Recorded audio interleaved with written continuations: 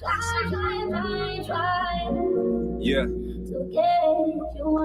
TK, Terrence Key. Yeah, Terrence Key. I get the lemon pepper every fucking time I go to the fucking. Okay, nigga, I get the lemon pepper. Yeah. Trying to make sure the fam straight, nigga, fuck the fame. Time for $1, tapping my watch like the nigga Dane. Trying to ball, come with L's, it's part of the game. Built different, those is lessons, you niggas is lame. Having issues I never had, feelings I never felt. A nigga playing Uno, not feeling the cards that I was dealt. Gotta check the tip on my temper, so hot I might melt. Nowadays, circles smaller than little ones that are on your belt. Since moms died, nothing really been the same. Sometimes I can still hear her calling my name. Trying to find better ways to deal with this pain. Instead of riding around with a stick, trying to shift the blame. Suicidal thoughts lately and I'm not proud. Feeling like I'm running from a dark cloud. But I still shine bright in a large crowd. Always been a quiet nigga that be smoking loud. Running laps on the beat, I still got stamina. Not the type of artist to act a fool for the camera. Clearly that's what they want though, without a doubt. I'ma keep chasing my dreams while they chasing clouds. Niggas deep like Wu-Tang yelling gang. Think they big step. Alone shit go down there like Fred Hammond with no weapon. OG say you ain't a man if you need a man. That's why I really stunt by myself like I'm Jackie Chan, nigga. To get you under my pressure. I've been trying to get you under my pressure. Look. Big brother died a couple weeks after they let him free. While he was down, he always picked up the cell to check on me. Love my mother so much, he literally went to bat. Now they both gone and somehow I gotta deal with that. No baseball cap. Shit. I do it first and watch him copy like a yan. Schooling you little niggas like LeBron. All my foster dads was bishops like Magic Dime Wine. So I hope we talking green, nigga, when I arrive. From a place where you OG at 25 cause you alive. A place where the wheels fall off and you still drive. A place where you strive and you still might take a dive. And that's fucked up. Damn, guess girl my dot was looking down. I guess I lucked up. Gotta say rest in peace, Lil E. My nigga knew what it was. Forever FMB, that's on me. Only thing that motivate me is my daughter. Trying to make her proud like Reginae Carter. Yeah, we gotta take care of these babies. Out of sight, not of mind. Man, you niggas is crazy. Man, you niggas is lazy, that's facts. I be with my daughter, nigga, every day, facts. Ask around TK, he don't play facts. All about my chips, no Frito-Lay facts. Nigga. Freestyle. Lemon pepper. That vibe. TK. Here's Gane.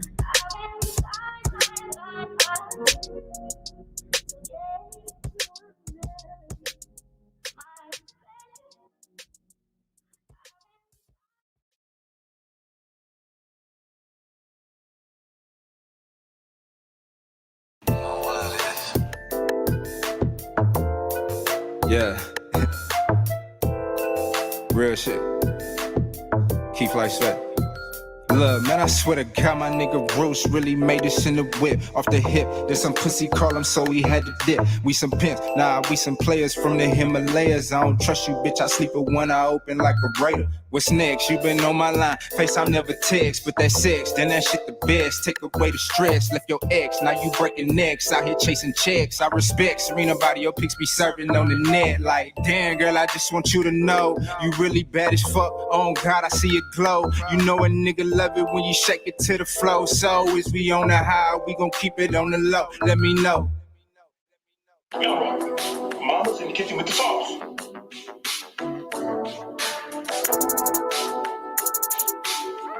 Yeah. Shout out my nigga Roots, man. Hear me? Keep Flight Sweat. TK. Look. What the fuck you mean, bitch? I be going in. I'm going off this hen. Rest in peace, my brother hen. I yell his name to the end.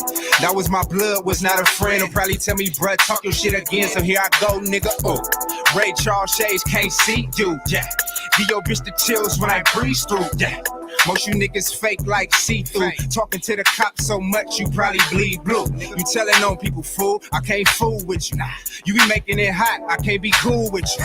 And your baby mama want me up her skirt. But we don't fuck with wet pussy, drop purse, that's first. So like a jet plane, high skirt. If it's about some money, I'm gonna try to make it work. If it's gonna get me paid, then I cannot be afraid. Flyest dark-skinned nigga since Blade. Swagger cut you, nigga. Come through like fuck you, nigga. I come alive in the nighttime. My life is like a movie, a premiere on Lifetime. If it ain't wrong, it's at the right time. Slide like a motherfucker. With my brother, professional sucker duckers. Hey, always on to something, you ain't on nothing. My niggas got my back, so I'm never frontin'. Hey.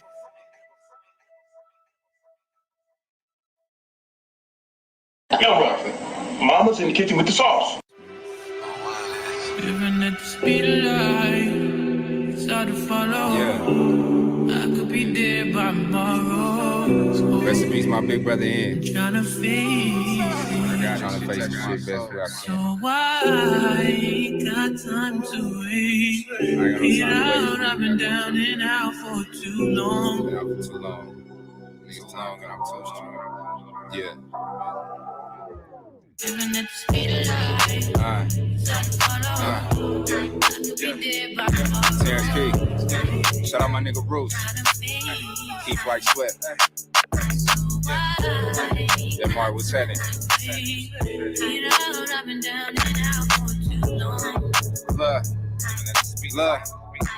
Look. I'm living at the speed of life cause I'm just trying to make it. Shit is too real, nigga, I can't even fake it. Early morning moving too fast, but ain't got no time to break it. Cause I had to defend my life last night, a nigga try to take it. And I'm just trying to face it. Time ain't waiting, so I don't waste it. Gotta go get it, niggas tired of being patient. We come from the basement, elevation, blood, sweat, and tears on pavement. Now when we step out, it's a celebration. Fuck you mean, they did me dirty, so I'm coming clean. But I'm fresh, so I'm in her mouth, just like Listerine.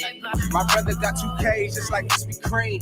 Masked up at your door, but it ain't Halloween. But we still make them scream, do anything for the cream. Because we know that it rules. Niggas with the class with us every day, but never shot up no schools. We just trying to bang blood, but I got us swimming in pools. I guess this is what happens when no one follows the rules.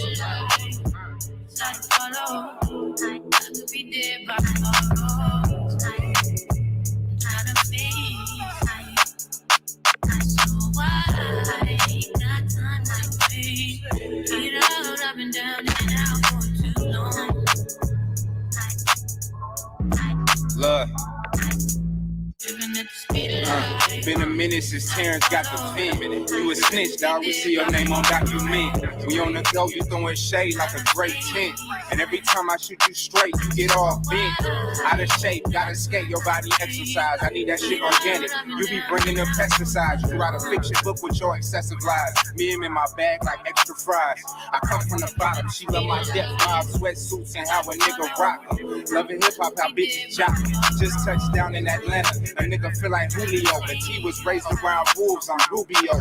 Still be on these hooks like Rufio. It's murder in the studio. Coming up, we ain't had Fruit Loops. We had Fruitios, nigga. You probably grew up spoiled brat, silver spoon. I remember walking in the back and seeing my dad light a spoon. Stop playing. Somebody tell me where these new niggas come from. I don't love them, don't trust them. Shit, we might as well rush them. If I give my little nigga something, he probably gon' bust him. But I don't want the crackers to come and cuff him. See, these days, if you white, you can murder a nigga on TV and still get off. It's the same, but it's different like a spin-off. Cause when we do it, we just animals killing our own kind. When they do it, mental health, something is wrong with their mind. Goddamn. See, that's the type of shit that sound crazy to me. They play dumb, but it's simple like 1, 2, 3. A B and one, a F, and I'm a letter A, B, C. Keep it 100, genuine. I'm the same old G. Yeah.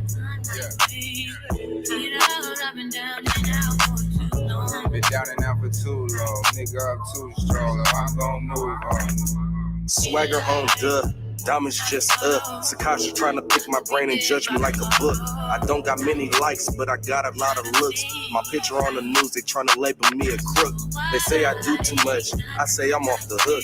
They ask me where I've been, I say I just came from the hood. Smelling loud off this good, the whole day out in jug. These niggas wanna go to war, man, I wish they would. Oakland like Baghdad in my neck of the woods. Rest in peace, my nigga Lil E, man. RP, my big brother here. Shout out my nigga J Martin, just let him on. Speed of life.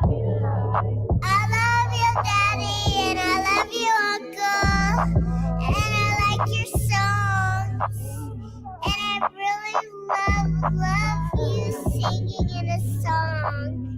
Love you.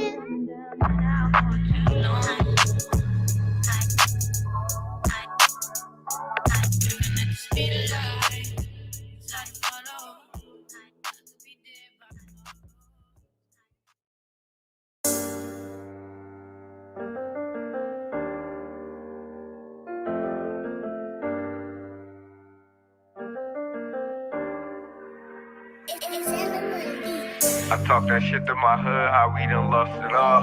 Had some good and bad times, never thought we would fall. It's like we even up the score, then we missed the ball. Hey, what's up, UB? Hey, what's up? I was listening to your song all day. What? Yep. What's up, baby? See the camera? What you do today in school? What you do? In the streets and they what you do? I know you just did a race to my dreams down a long haul. Obstacles in my way, I start to duck and crawl. Gotta get it by any means, it's the casting call. Free the gang that's behind the walls. Say it twice, let you know that I mean it, dog. Come from where I'm from, now you the underdog. Trying to control your life just like an analog. Life is blurred times, moving like you in the fog. Only the real. We as young boys, R.I.P. Rome, man. When we was younger, I mean, this is the block where he got killed on. You feel me? A small little altercation turned into something big. I mean, he wound up getting shot. It was so crazy. He the first nigga I had on twice. I'm like, man, gotta get the story out, man. Yeah. I said,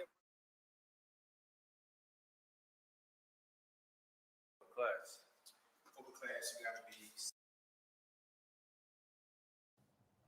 And like, understand each other better.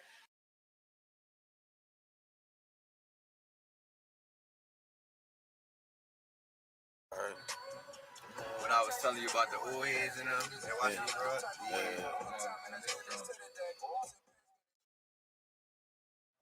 This is where Danny Garcia from. Like he used to, his block is behind this bowling alley down here. Like once we get past this corner, you're gonna see Erie Lane is the bowling alley, and Danny lived right behind the bowling alley. I used to come down here when I was younger to get my sets made from Danny's mom. And like my dad and Danny dad like grew up around each other and knew each other and all that. So they was close. So my dad used to be down here and everything. Yeah, behind this bowling alley, that's where Danny lived at. He used to live at. And I think he owned that crib. I think he owned that crib now. And his gym actually is behind his joint. Nothing New Orleans way, bro. I'm cool, nigga. I be straight on the grind. But if I feel like you dating my family, then that's when I get a whole different me. Like she tell you when they come to my family, bro, I'm a totally different nigga, bro. I'm so family oriented, bro. I'm willing to do whatever for my family. That's the real Badlands. Yeah, I gave him that joint, man. 4 blocks. I gave him that joint. Badlands came from. See? Yeah, that's the original right there. I gave him Badlands come from.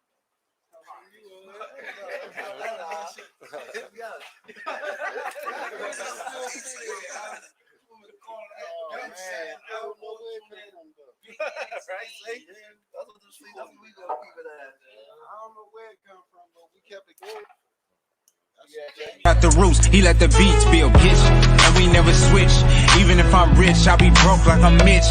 Niggas talking down, but that's headed in the wrong direction. But I knock that shit out like the boxing section. Cause they can't touch what they can't see. All I gotta do is be the same me. All I gotta do is keep it G. Always be the same me. While I'm solid, boy, they can't change me. No. What's going on, man? We live. We live. We live. We are live from the boxing section, man. What's going on, everybody? It's great to be back in full effect. You know what I'm saying? Let me put this thing in the chat real quick. It's MMA Thursdays. I don't know shit about MMA.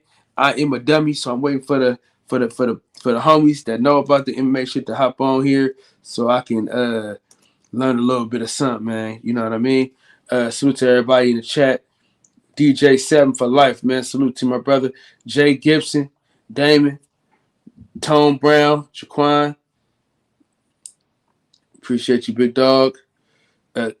Keeney, what's up with the big dog? Appreciate you for sliding through. Detroit Boxing. Darian, salute to my brother Ben Israel, my dog. Salute to you. Yeah, the link is in the chat. So if you want to join the panel, link is in the chat. Feel free to hop on. Yeah, man. But hey, it's fight week. Gary Russell got me a little nervous, man. I ain't gonna lie. Gary Russell got a nigga a little nervous. You know what I'm saying? Because he ain't sounding too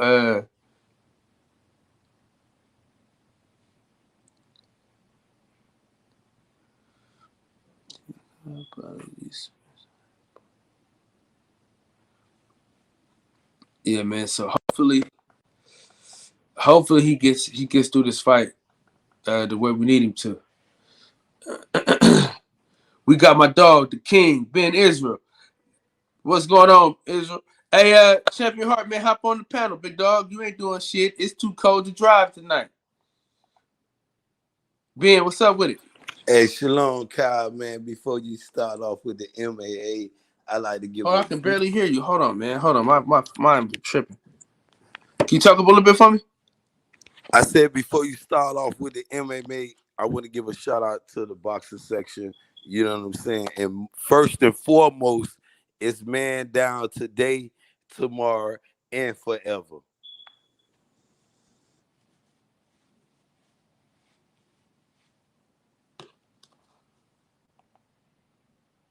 You muted. Your mic is muted. You can hear me? Yeah, your mic was muted, though. What'd you say? I said I want to give a shout out to the boxing section. And first and foremost, it's man down today, tomorrow, and forever. And let's get it. And I want to ask you a question. What's up with this Devin Haney and George Kambosos? I know it's MAA night, and I'm gonna jump off when we start the MMA. But I just want to know, George Kambosos capping, or we gonna get this undisputed at 135? All cap. It's all cap. He all cap, bro. That shit ain't gonna happen. You got Shakur Stevenson, Oscar Valdez, though. I don't believe these dudes, man. Hold on. Let me switch my devices, cuz.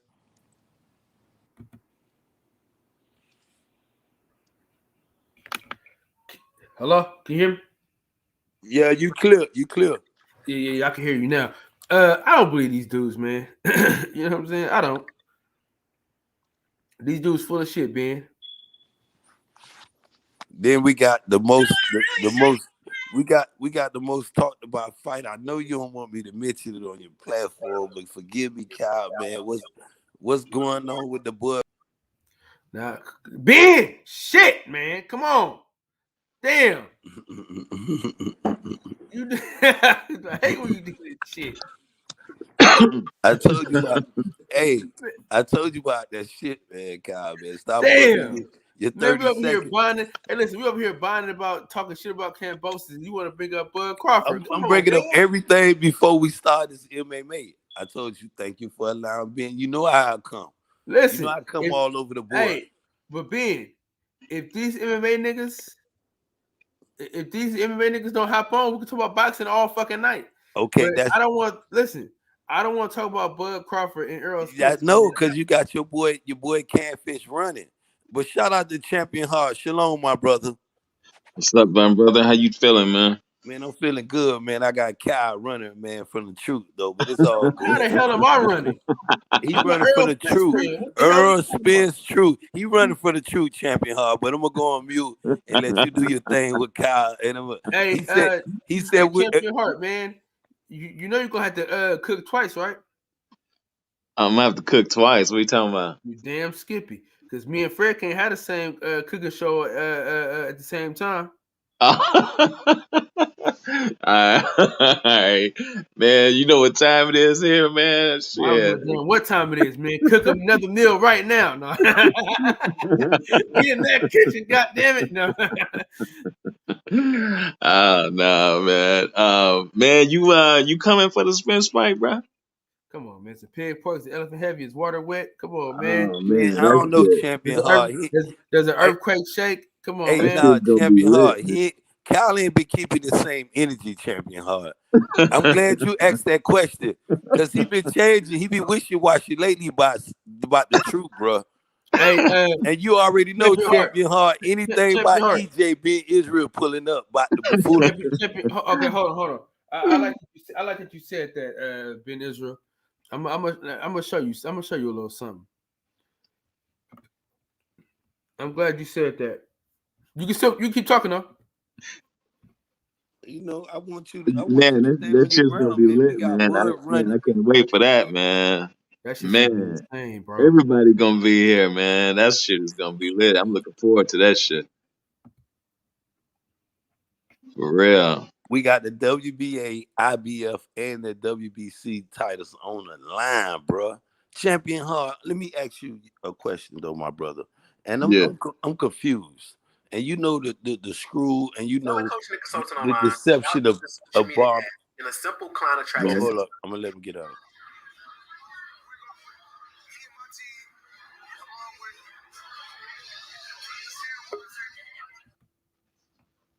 A lot of what you said about said Toast, what's going on? Ben, what's going on with your mic? What it do? Nah, I went on mute. Me and Champion Hard were talking, but when you played that, I felt bad. You can hear that shit? I could. Yeah, I heard it. We heard it. I was trying to hear what it was saying though. Shalom to the great one, the godfather of them all, man, Mr. Cento himself. What it do, Ben Israel? What's up, my brother? Centos, my brother. What's up, Champion Hart? All right. Kelly Cal. What's going on, fellas? Oh, here we go. Situation. I think he needs to do a better job of giving a mandatory.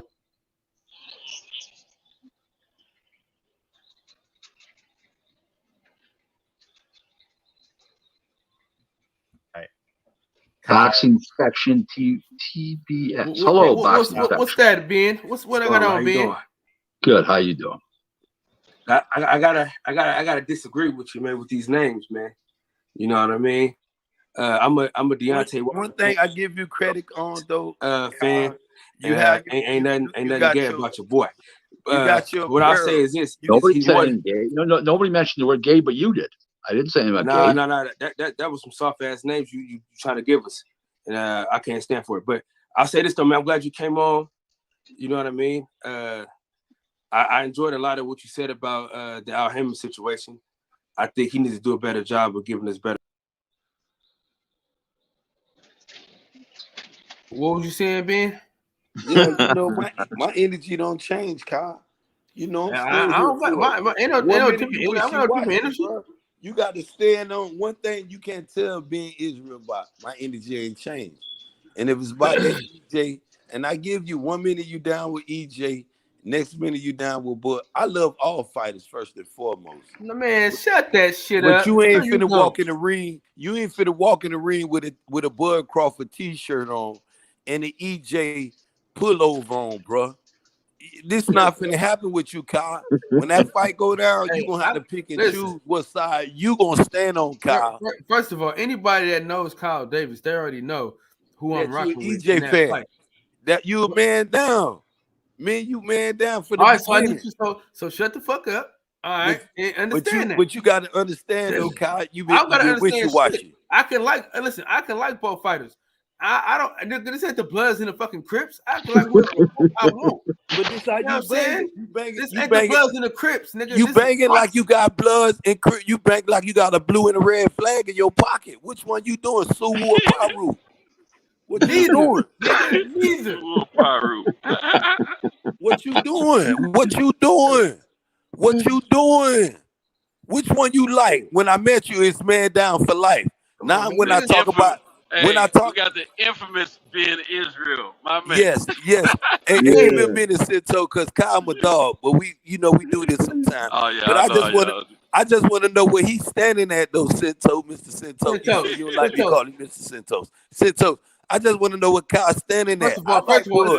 First of all, it's a dirty deacon to you. You know what I'm saying? It's a dirty deacon to you. Man, listen, man. Me and my dog be off. Man, listen, man. Me and Sintos be off. Hey, real quick though, Ben. Hold on, real quick. I gotta ask the OG. Hey, are you driving tonight, Sintos? Yeah, I'm driving. You are? Yeah, I'm driving. Yeah, so I started off driving last night, but I had to turn around and go back because my wipers froze up, my windshield froze up, I couldn't see anything. And before I get on out here and risk breaking up my truck, taking my life, and trying to make less than $1,000 or less than $5,000, it probably would have cost me about $10,000 or more if some fatal happened. Not necessarily fatal, but some kind of little crazy accident, or even my truck turn over on the side or something. Ain't no sense me risking 10+ grand on my life for the little change I was trying to get. So I took it on back home and I worked during the day today, and I'm going back out. I'm on my way back out now. I broke the law today. I ran off the clock. Now I'm on the clock. See what I'm saying? It's just like I ain't never been out here. Hey, tell me how I know what I'm talking about. Real quick. Ryan Jackson, let me tell you something. I already picked one. I got Earl Spence winning the fight. I don't understand why y'all keep saying that shit. I wear my EJ. I got EJ everything. I got probably more EJ shit than anybody on this goddamn panel. Kyle. We ain't gonna say that, but one thing I'm gonna give you credit on is being an EJ fan from the beginning when I met you. But all of a sudden, hold on, this Catfish. Hold on, real quick. I got to introduce somebody. I got to introduce somebody, man. Listen, now I got to introduce somebody. Special. We talking about a special. We talking about a celebrity out this bitch. All right. Y'all know him as DJ, but the girls call him Big Sexy. You know what I'm saying? And if you're nasty, they call him Big Daddy. You know what I'm saying? My motherfucking dog. You know what I'm saying? My motherfucking dog. You already know who it is, man. You know what I'm saying? The man with the iron what you did, Cal. Huh? I saw what you did. DJ clicked in, you clicked him off so you can do this. You damn Skippy. He knew it was coming. He kicked himself off because he knew it was coming.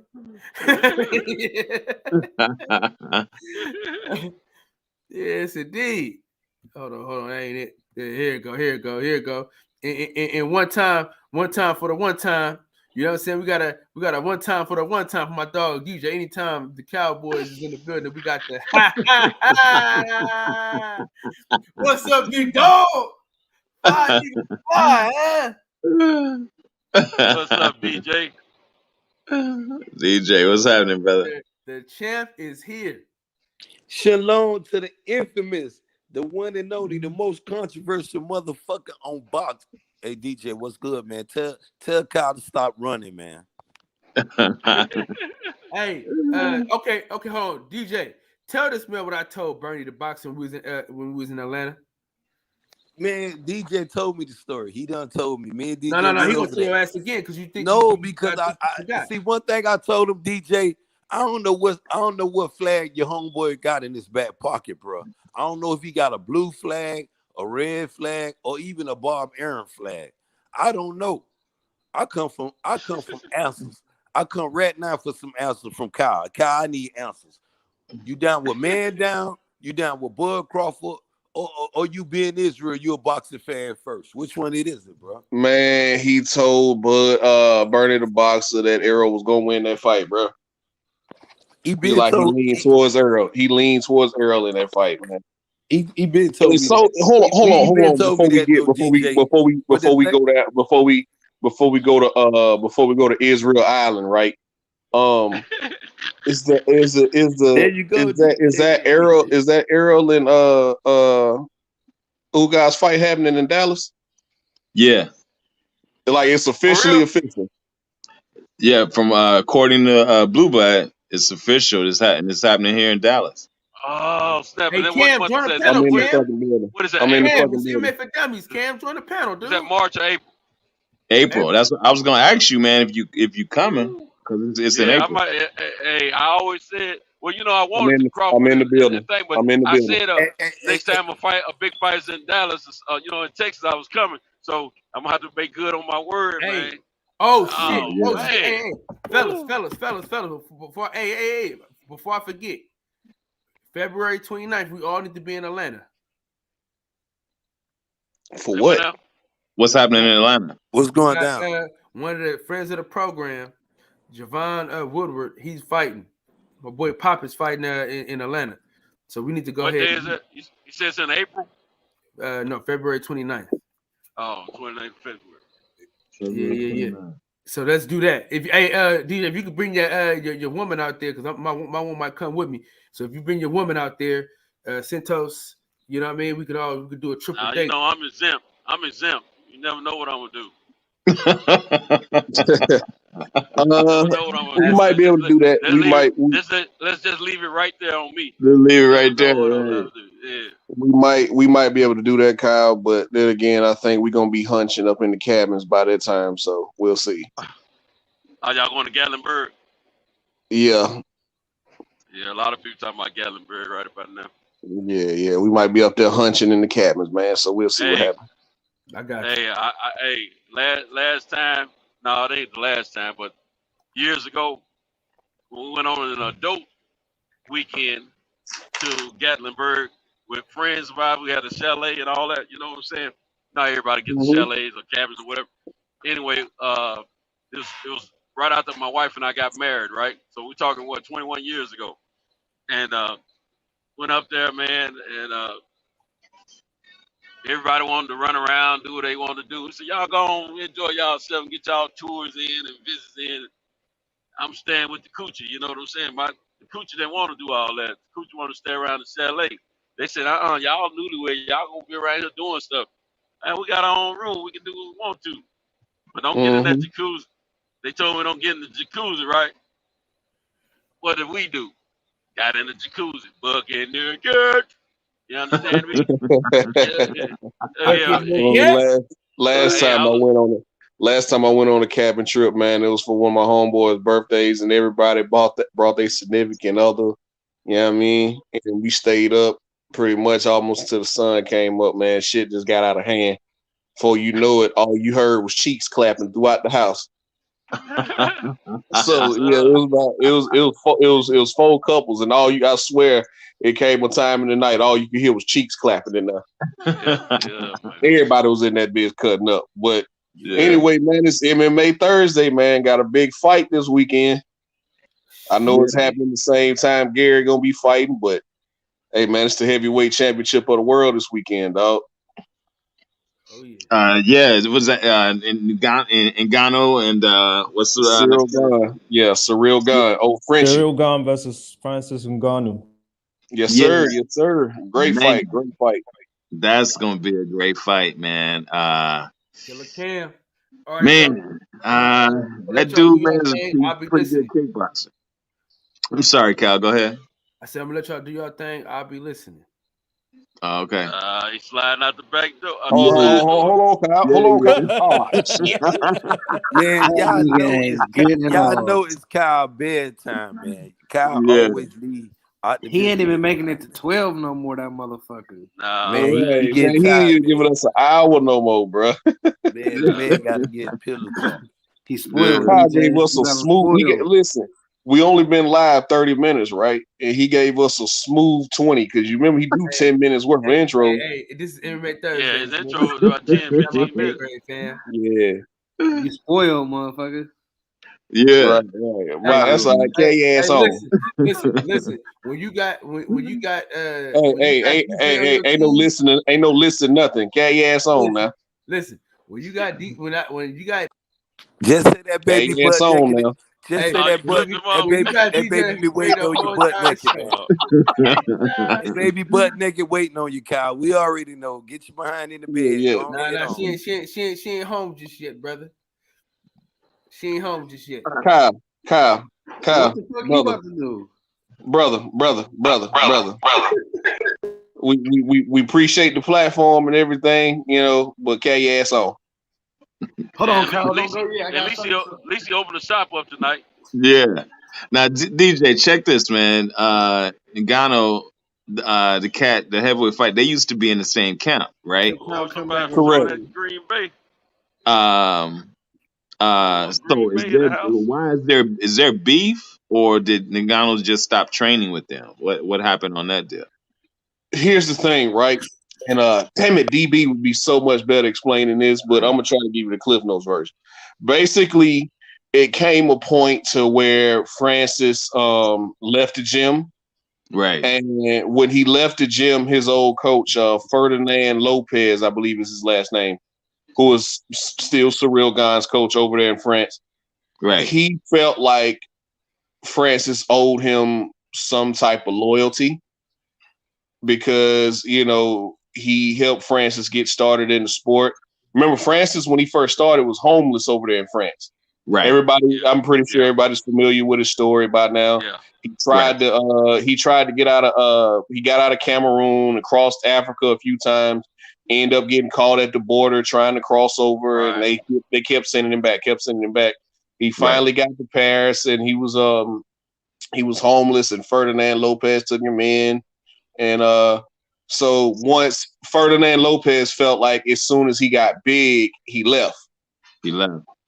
So there was some tension between those two, but as far as Cyril Gane and Francis, I don't think there's any real tension outside of competitive nature and those two being two alpha dogs in the sport. I don't think there's anything real. Like, there's never been any real disrespect between those two. If anything, it's just between Ferdinand and Francis. Right. Now, my man is a pretty damn good kickboxer. He beat the hell out of the Black Beast. Yeah. I didn't like that. I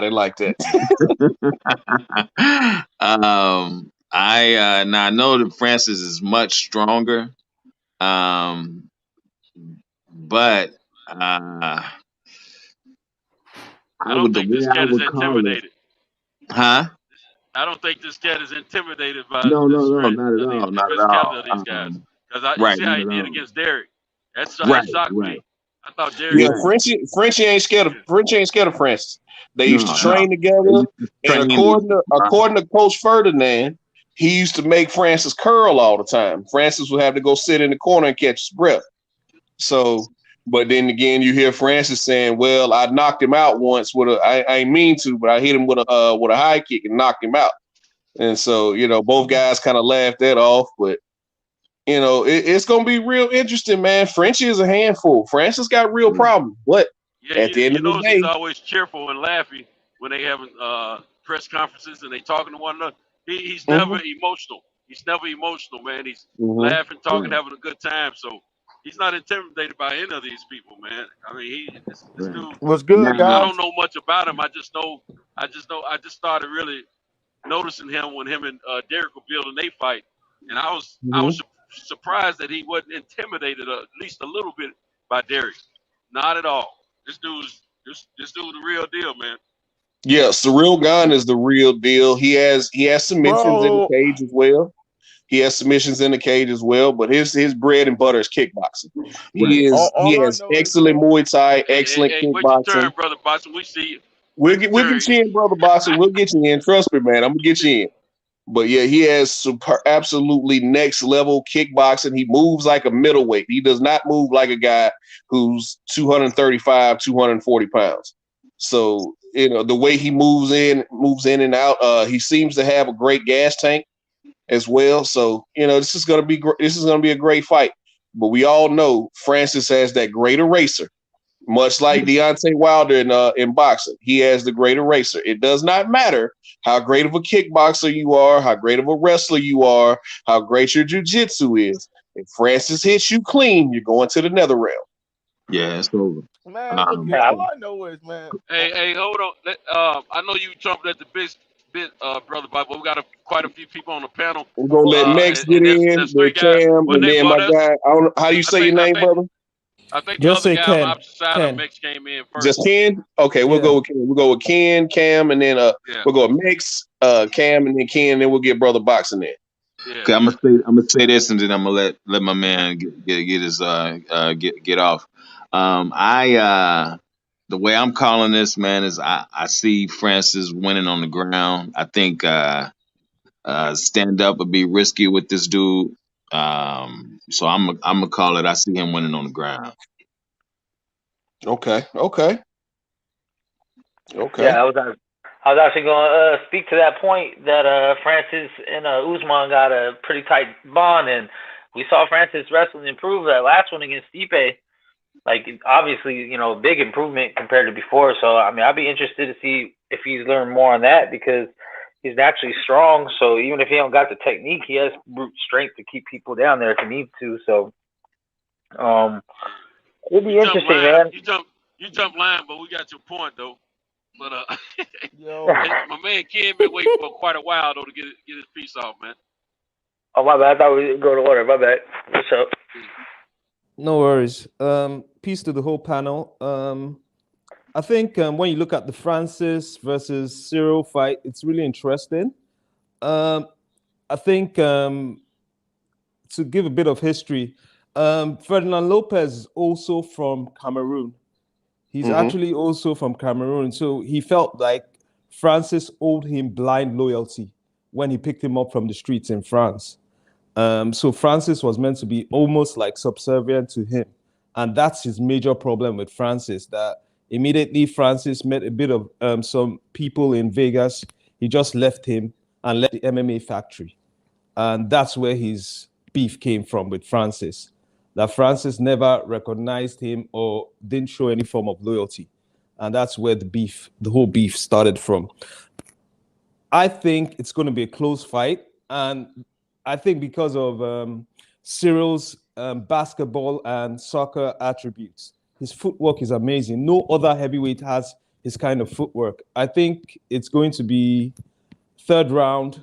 I think Francis gets tired. Cyril wins. I don't think Francis can touch him. I don't think Francis can touch him.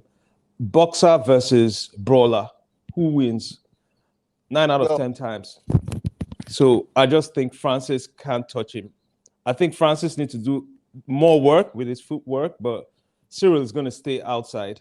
Francis is going to swing. He's not going to touch him. Third round. Stoppage. Third round. Wow. Okay. Francis is going to get tired. I got it. Francis, watch the Stipe fight. Watch the Stipe fight. Cam is next, brother Boxer. Just so tight. I know you got a lot to say. Let Cam get his piece in, bro. Watch the Stipe fight. Stipe Francis 2. By the second round, Francis, you could see Francis getting tired. He reaches the third round, he's going to get tired. He still has that amazing power, no doubt about it. But by the third round, he's going to get tired. And Cyril will catch him and will drop him. And then he'll just keep on pounding on him. That's what I feel. I got you. You think you're going to wear the big guy down. All right, I got you. Yeah. Cam, you got anything to add? That's an interesting take. Now that when he was saying that, I was like, well, he hasn't fought since that Stipe fight either. So, Cyril, how many times did he fight last year? Twice, 3 times? Who's that? Cyril Gane.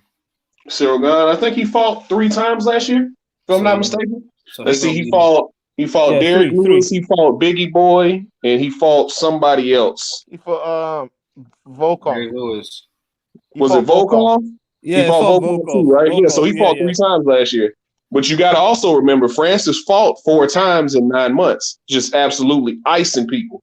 So that's true. Neither guy is really rusty. It's gonna be interesting. If Francis is able to get in on him, I think he'll be able to land that shot. But I can't see Cyril maybe just being able to pick him apart for a couple rounds. I don't know if he finishes him though. I disagree with that, brother. Okay, go ahead, brother Box. Okay. Let me just say something. Francis Ngannou's too patient now. I feel like he's getting a little bit too patient. That's in that stupid fight. He was a little bit too patient. I think with Gane, I feel like he has to explode on Gane a lot to get him on off his back foot. Because Gane, he has great footwork. He's kind of like a boxer, though. He got great footwork. You know what I'm saying? The man got great kicks, great knees, big dude. He's an all-around heavyweight, and he also got submissions. I feel like this fight for Francis, if you don't explode on him and knock him out, I feel like he's gonna get picked apart, bro. You feel like Gane is gonna get picked apart, or Francis is gonna get picked apart? Francis. Okay. Get picked apart. Unless he explodes him and try to get him out there fast. I got you, man. Ken gave me something to think about. So you really don't think Francis will be able to close the distance on Ciryl Gane to be able to get inside and be able to get close to him and land that big shot? You think he'll just start going out there winging punches, getting emotional, start winging punches? Francis is going to get frustrated just like he did against Rosenstruck. Remember what he did against Rosenstruck? He tried to implement a game plan. No, he got frustrated. He rushed. He flowed on. That's the thing. That's what I'm saying. He's going to get frustrated. And the thing, nobody's talking about Francis's strength and conditioning, especially when you enter the second and third round. He's going to get tired. I watched Ciryl play a celebrity soccer match for how many minutes? He wasn't tired. I see him play basketball. He's not tired. His gas tank is amazing. And Francis's gas tank is not.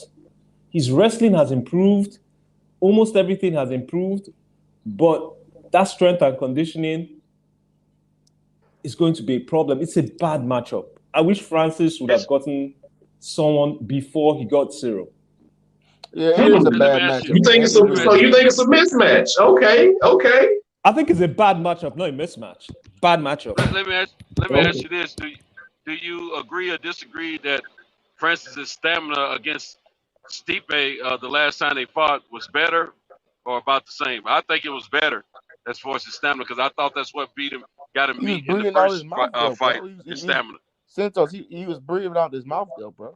Yeah, it was breathing out of his mouth in the second round. In the last fight, I just thought he looked a whole lot better, and I thought his stamina was better because I know the first fight he was just gassed. He was just out of it, and he got after about halfway through the second round, he was done.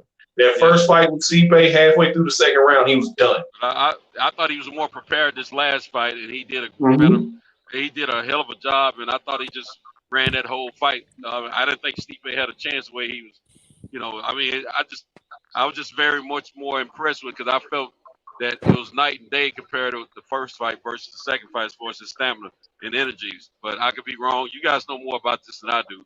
That's why I was asking. And I'll say this: we don't know how good Francis's stamina is because it hasn't been tested. Remember, he's been icing people inside of 2 rounds his last 4 or 5 fights. So basically, all his career in the UFC, he's been icing people though. Yeah. So I think all of his wins are finishes. I don't think he has one win by decision. No. So. He showed some improvement in his wrestling. Yeah. The last fight. Yeah, we gotta give him that. But, So who brought up the Stipe fight the second time they fought? Was that King? King brought that up? Yeah, it was me. Okay. It was me. Yeah. I thought that second fight, man, that was a perfect example of going back to the drawing board and redoing some things and coming back better prepared. He looked a lot better. That's what I'm saying. I agree 100%. Yeah, he looked a lot better. First one. Yeah, he looked better, but I feel like him breathing out the mouth is still like an issue. Because if he doesn't explode on anybody, I'm not sure if he can beat him. Like he's having like a wrestling match. Somebody refresh my memory. How many rounds did that fight last? That last fight with Stipe? 2 rounds. 2 rounds. Okay. I see what you're saying about that. Now, is it me or did I miss something? I thought his wrestling was a much better. I thought he fought a much better cerebral fight Bro, this last fight than the first. yeah, his resume, but when His you look technique at and his everything big was a lot fights, better. his biggest win is Stipe and who else? Alistair I Overeem. ain't looking at that. We talking about the Yeah, stamina issue yeah, right now. we talking about the stamina in the second So fight, man. I thought he I looked ain't much going But by better. who we don't fought in the what we past. talk, what I'm saying, brother, what I'm That's saying is, boxing talk. Go ahead, go ahead, brother. brother Boxing. What were you saying? I'm saying is his stamina has really not been tested like that, and when his stamina does get tested, he has been gassed out, and I don't think you can't build somebody's stamina, man. If you're born with a gas thing, or if you're not.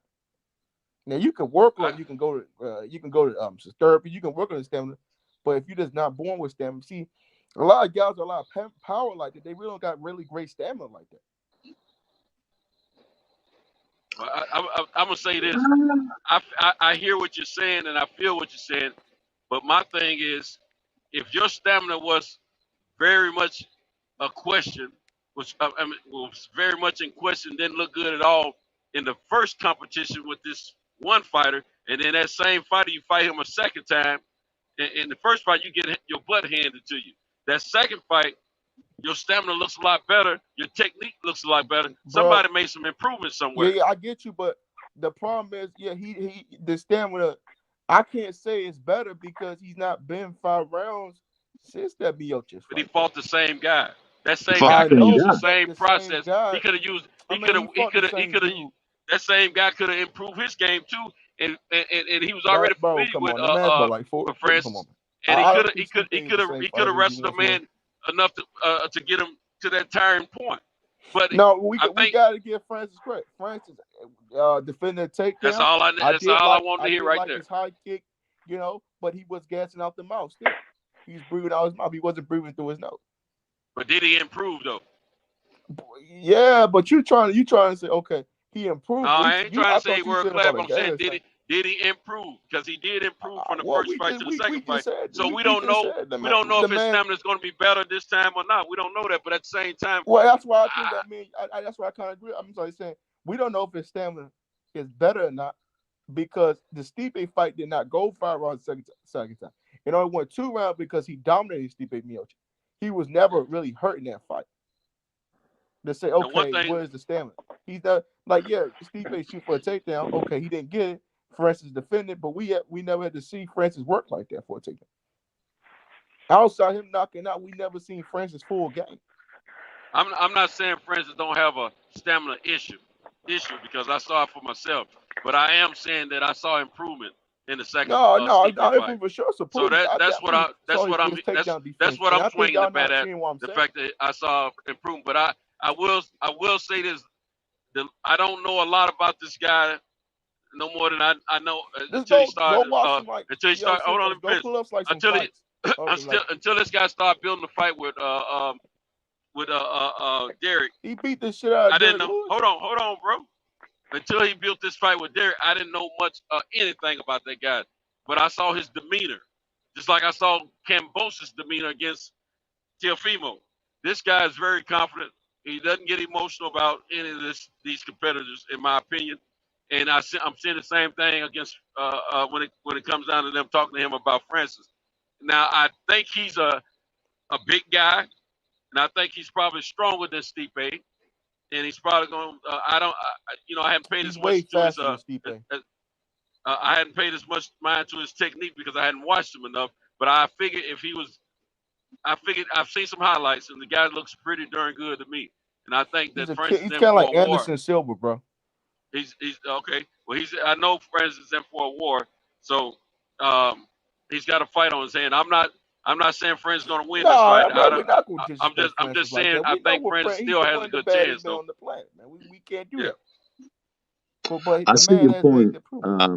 brother Boxing. I see your point with the stamina issue because he wasn't taken to the later rounds.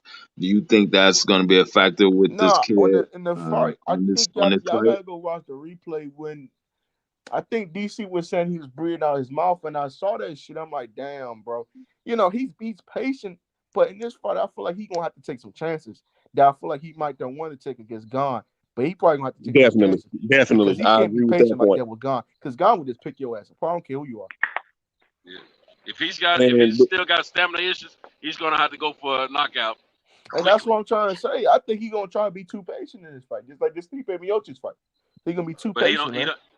he don't need to focus on just the knockout. He needs to focus on keeping this guy at bay, controlling the fight, and when the knockout comes, But that's his aura though. That's what made him the baddest man on the planet. His knockout. But that's what makes him just like Deontay. Yeah, I understand that. I understand that. But just like with Deontay, sometimes you'll come across that fighter that doesn't always work. You gotta get your techniques, your fundamentals, that's what and I'm trying to box say. or wrestle or jiu-jitsu or whatever, and then bring out the eraser. Mismatch, man. I feel like it's just a mismatch, man. I'm sorry. Unless he don't knock his ass out, I'm not sure how he wins this fight, bro. Yeah. But Ken, Brother Boxing, and Mex, y'all can agree with me. Cyril Gane has no wind up on his kicks. That's the biggest thing that I notice about his techniques. Like his kicks come from all different types of angles, and there's no wind up on them, and they all have power. He's 6'4", because he's 255 and throwing freaking kicks and knees and high knees, bro. Because he started playing basketball and soccer first before he went into kickboxing. Yeah. So he's an athlete. He's an athlete who learned how to fight. Exactly. Yeah. That's what I'm saying. He's different. No other heavyweight is like that. He's totally different. So you said he's like 2 Chainz. Look at Gane. Look how he fights, bro. That's a real good point. Fucking dudes like so is he the 2 Chainz of MMA? He's different. Yo, sit those. This guy's about 6'4", 255 that can move like that. That can kick, man. That has those kicks. That has that range. Man, he's a 6'4", 255-pound dude that has range like that, bro.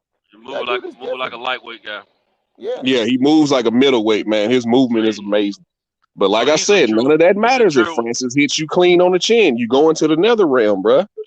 Bro, he has to set that shit up, bro. You just can't be doing like Jairzinho is a stationary fighter. He said it himself, bro. I've been watching it.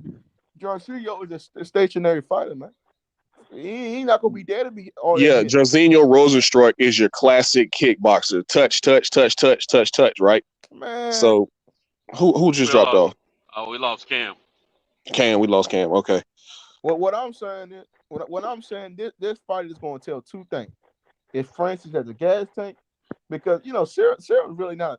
He got power, but he's not a real big knockout artist like that. Nah, his is he doesn't have. He hasn't shown. I'm not gonna say he doesn't have it. He hasn't shown one punch or one kick knockout power. It's all in accumulation. He picks you apart. Look at how he destroyed. And this hurts my soul to say this because I was pulling for Derek Lewis. He picked Derek Lewis apart and stopped him. So, man, Francis got real problems on his hand, man. But we're not talking about those calf kicks that Cyril likes to throw. Those calf kicks are nasty. They like. Hey, let me ask y'all something. Has Derek Lewis given since he healed up since that fight? Has anybody peeped in the interviews from Derek Lewis about that fight? Nah, brother, he just fought. He just fought. He said it was more more nerves of anything. If anything, as far as damn, who else just dropped off? I think Ken just dropped off. We'll let you back in, Ken. Oh, that was Ken. Yeah, more so than anything, Derek Lewis said it was just the nerves of fighting in his hometown. Said he was a nervous wreck fighting in his hometown. Headlining. Yeah, that was in Houston, wasn't it? Yeah, that was in Houston, but oddly enough, his next fight, he's fighting on that Israel Adesanya card at the top of the next month. He's fighting in Houston again, so we'll see how that. Right? Yeah, he's fighting old Bam Bam, man. I can't wait for that fight. I can't wait. That's a good one. That's a good one. That's gonna be a banger. And it's only 3 rounds. Yeah, I'm a big fan of his, man. He's funny. Sound like Corey Lee. A banger. Mm-hmm. Yeah, somebody's going to sleep in that fight. Guarantee it. Oh yeah, no doubt about it. Yeah, man, guarantee it. All I'm just saying is, I don't see how he gonna win this fight, man, unless he don't knock his ass out. Okay. I mean, he can knock his ass out. That's how. Yeah, right. I mean, that sounds like a problem solved if he can pull it off. I would be. It would really be crazy if Francis just went out there and manhandled that dude. Bro, I think that dude's I'll pretty shut that strong nigga though, if isn't that shit happen, bro. I'll go Yeah, but crazy over here if he shuts that dude down like that. I don't know. I think it's one of those situations where, like we said with the Canelo and certain fighters, just hit him anywhere. Who cares if it lands clean? Hit his arms, hit his legs, hit his body, hit But we everything. can't compare boxing to like Those are 4-ounce gloves. You're better off. yeah, but 4-ounce gloves and No, 10-ounce he's gloves is speaking two he's different speaking things. in the concept of getting anywhere on the body. Making it Yeah. punch, make it you strike in the kind of way, make it count. No matter where you hit Yeah, him at, yeah, just yeah. hit him But somewhere. you And know, see, with MMA, Yeah, you you don't can hit necessarily have to anywhere. score a You can point. hit anywhere. You You just can break them down. hit your opponent anywhere on their body, pretty much with MMA. So, but he makes us talking about the concept of it. I understand what he's saying. I was just gonna ask y'all. I know Max Holloway pulled out the Alexander Volkanovski fight. How y'all feel about Volkanovski versus the Korean Zombie, man? You think it's gonna be a fun fight? It could be a tough fight, man. Could be a tough fight for Volkanovski, even though I feel like Max beat him twice. Yep. They got robbed on the cards, but Absolutely. I feel like the Korean Zombie's I think he's a good fighter, but man, he a tough dude, man. He just want to knock people out, man. But if he don't catch his Volk, I think Volk handles him easy, bro. Yeah, Volkanovski's good, but like I said, I feel a certain way about him because I feel like Max beat him twice and he got robbed. So yeah, but nobody's beating AJ McKee though. That's all I'm gonna say, bro. Nobody's beating my guy. Nobody's beating who? AJ McKee. AJ McKee. Yeah, AJ McKee very well may be the best featherweight on the planet in MMA right now. He might, yeah, because he got an all-around game, man. Wrestling, striking. Yeah, it's good. Okay. I like that kid. I like that kid a lot. Yeah, I was so AJ happy for him McKee's when he won very, that $1 very, million, very man. talented, man. See how he ran through won that tournament. Pitbull. Yeah, Man. that was a big step right there. Pitbull had to give him all. Bro, He gave him respect on it too, man. Fighter, bro. He a damn good fighter, bro. You just don't do a damn good fight like that. Yeah, like he did, though. I would love to see him in the UFC because I think like him and Yair Rodriguez, man, that'd be a fun fucking fight, bro. Who? AJ McKee and Yair Rodriguez? Yeah, that'd be a good fight. That'll be a great fight. That would be a great fight. I would love that fight.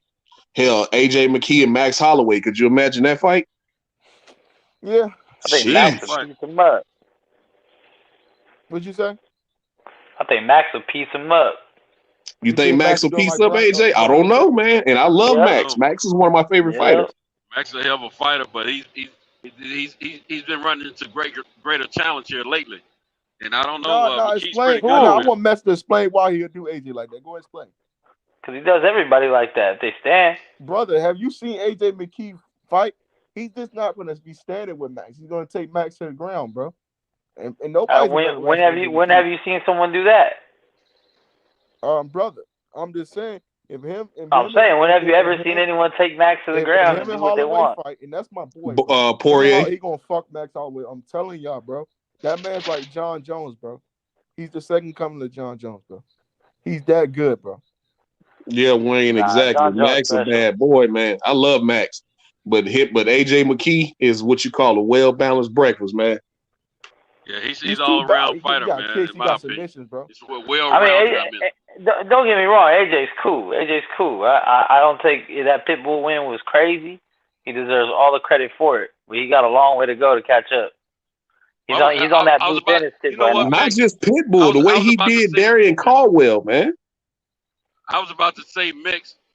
I before you said what you said, I was about to say I can see your point because of experience, and you went ahead and said it before I can get it out there. But at the same time, so I look at MMA a little different than I do boxing, and I think Max has the edge because of his experience, like you're saying.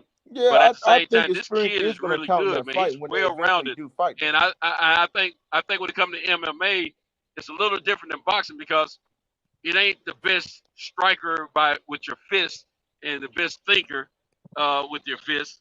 this is boxing, this is wrestling, this is kick boxing, this is jiu-jitsu, this is karate, this is mixed martial arts, man, and this kid is well rounded, man, and I don't know Yeah, who wins because between those a two, lot of people be but I saying think that he shit has. because they I just in think they the both have a UFC, great bro. chance. I mean, how many? How put it this way? How many people that's on Max Holloway's resume, whether he won or he lost? How many people you think AJ McKee is better than? A lot of them. We can't say that because he's done A been lot in of ring. them. I'm talking about at the time he fought him too. At the time he fought him, so AJ McKee not better than Jose Aldo. Maybe now, but not at the time that Max fought him. Whoa. He's not better than Dustin Poirier. No, come on. He is better than Dustin. Maybe not Poirier, but he definitely beats. No, hold on, because I got to bring up Max's resume right now. Don't make me do this to Max, because I love Max. Pull it up. Don't make me do that. Don't make me do this now. Pull it up. He definitely. I'm telling you now. He smokes Ricardo Lamas. Yeah. He smokes Ricardo Lamas. What about AJ McKee and Charles Oliveira? That'll be a good fight. Oliveira's champ right now, UFC, man. That's a dangerous fight for Charles. AJ McKee is a champ in Bellator. So what we saying? I don't think he sees that Oliveira would be right a good now, fight. That's a good fight. AJ It's a good fight, though. AJ McKee smokes Frankie Edgar right now. And even when he fought him 2 years. He fought him like 2.5 years ago. He smokes Frankie Edgar right now. Does AJ McKee beat Brian? Hold on. Does AJ McKee beat Brian Ortega? I think AJ. I don't know, because Ortega. I don't know. Ortega's not consistent enough. I don't know when he's going to show up. He's only lost 2 fights. He's only lost 2 fights. Yeah, but they're the big ones. Yeah, but you gotta understand. They're the ones that matter. Looking at UFC guys, it's all these are MMA guys, bro. You know, like these guys, they train in MMA. One person just fights in the UFC. Let's see. He smokes Andre Feely. He smokes Clay Collier. He smokes Akira Corsani. He smokes Cub Swanson. He smokes Jeremy Stevens. Anthony Pettis is one of my favorites of all time. God damn it, man. He smoked Anthony Pettis right now. I mean today, yeah, but I'm talking about that time. But this is like 5 years ago when he fought Anthony Pettis. When he fought Anthony Pettis. That version of Anthony Pettis couldn't get a highlight reel. Bro, he wasn't the same fighter, bro. Let me see. Hey, let me ask you guys this real quick, man, because I got to crash. We can go back to MMA, but Gary Russell is fighting this weekend. I think that Gary Russell's inactivity, man, is going to become a factor if he doesn't start fighting more. And I don't know if it's going to show this fight, but I just believe that his inactivity is going to become a factor if he doesn't start fighting more. So you got to get away what y'all think about that. And this is the MMA. This is an MMA night anyway, so we try to work. But Champion Hart, I hear what you're saying. We've seen over the past year or two, we've seen guys who've been inactive in boxing not look as great as we've been used to seeing them. But I believe if that doesn't take a toll within the first 4 rounds, I think muscle memory, once he gets into the fight, and I think it'll take him 4 rounds, maybe 5 to get into the fight. Once that comes in, muscle memory is going to kick in. Everything's going to start coming back, and we're going to see Gary Russell Jr., the same Gary Russell we've been used to seeing. Yeah. He is getting older. He is getting older. True. But all I'm saying is, bro, get back to MMA talk. All I'm saying is, bro, none of them dudes mess ring like that anymore. None of them. What you think, Santos? I think he wants himself sharp. He going into that bad area. I know he fight Pacquiao's protege. Now Pacquiao protege got some motherfucking fast hands, bro. He got some fast hands, bro. I ain't gonna hold you. Yeah, Santos Who going into that bad area. yeah, Santos going through that bad area. That's all right. If he drops off, I can get him back in. That's a tough Yeah. fight for Gary. I ain't gonna hold you. That's a tough fight. Hey, well, salute to you, brothers, man. I gotta lay it down, man. I'm gonna get with y'all later. All right, Champion Hart, you take care of yourself now. All right, now. That's a Yes, tough sir. fight, though, bro. But what y'all think about that Brandon Moreno and Davidson Figueiredo fight coming up, man? Oh, I seen Figueiredo training with Cejudo. Ooh, that That don't mean nothing to me. Henry Cejudo can't help him in that ring, man. I know, bro, but you know, I'm gonna take. That's hey, if Figueiredo is on his game, if he's on his game, I'll take him. But I'm gonna take I'll take Brandon Moreno. But I won't be surprised if Figueiredo wins this fight. And they do a fourth fight. You want Figueiredo to win this fight? Basically, man. That's my. I like. He's probably one of my favorite UFC fights, man. I like him, man. He a dog, man. Who? Old Davidson. I think Brandon Moreno beats him this time, only faster.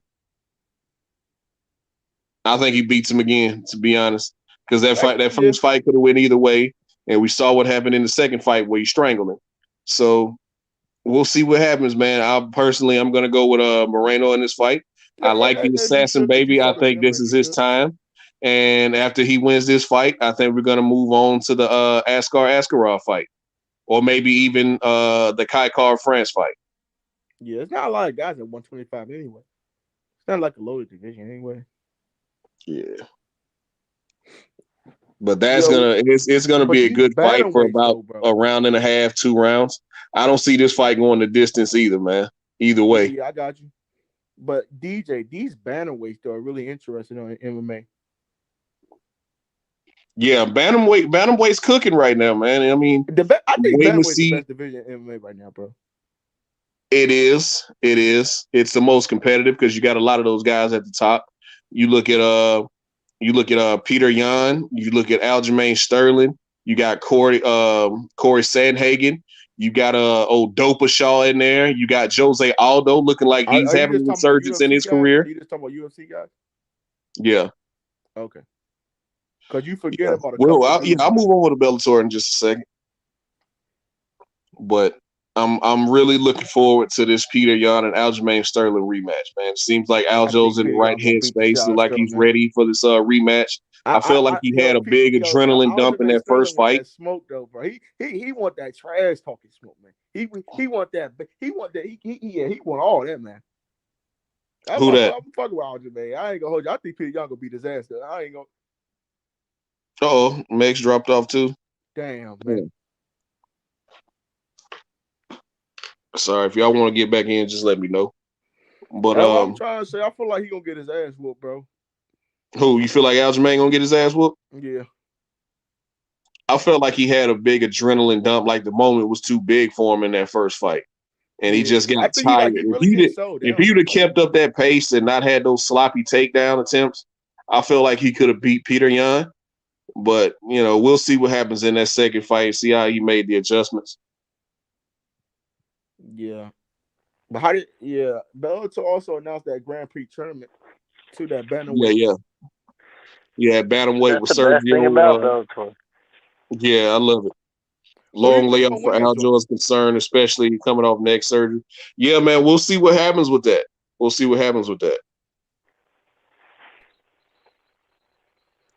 Yo. Yeah, that see 93 octane, that concerns me as well. But we'll see how that because Aljamain hadn't fought since last summer. Come off of next year, like so Peter Yan, he a killer, bro. Peter Yan's he's a legit killer, but he can feel whatever kind of way he wants to feel about Aljo. Old Dopa Shaw ain't got no room to talk. But Peter Yan can say whatever he wants to say about Aljo, but he's not the dummy. He's not the dummy that kneed him in the face while he was on the ground. So I thought he lost his last fight too. Who's that? TJ Dillashaw. Oh, Dopa Shaw. Yeah, I completely agree. I thought Sandhagen beat him. I feel like they didn't be giving Sandhagen losses just to give him losses and shit like that. I feel like they don't like him, man.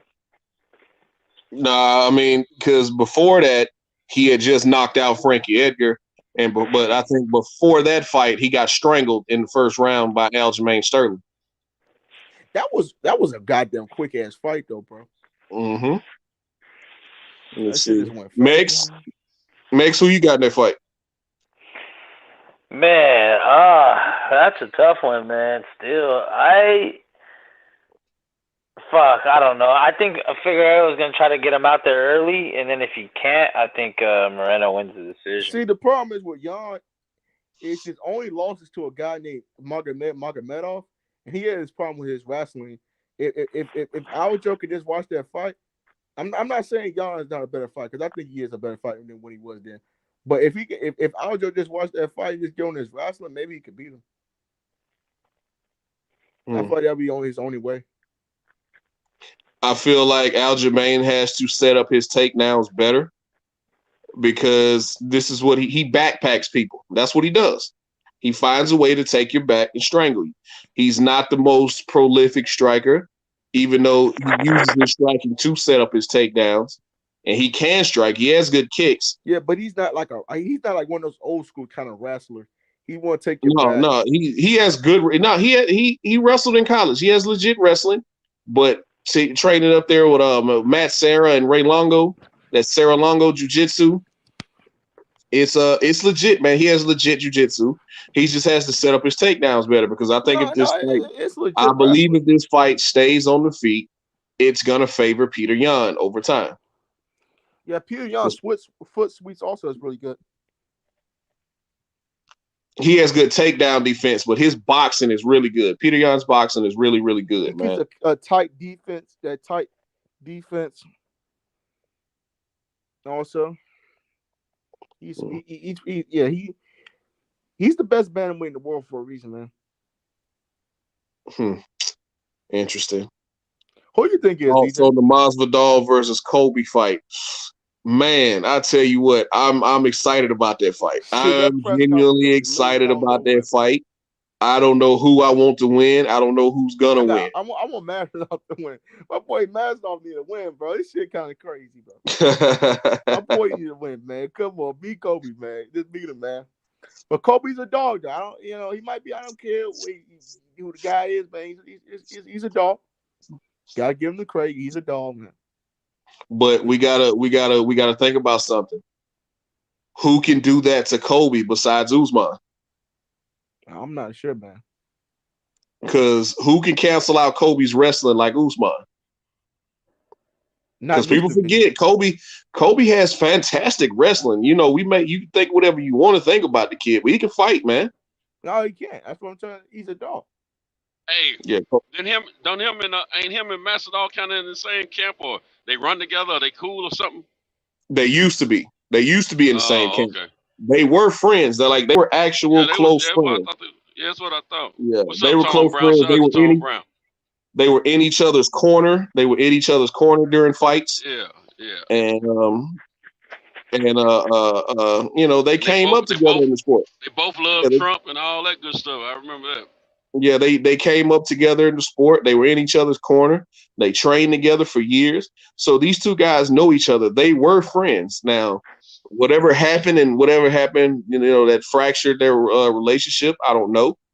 But this is going to be a very interesting fight, man. Kobe, what my guy Tom Brown said, Kobe style all wrong for Masvidal. It very well may be.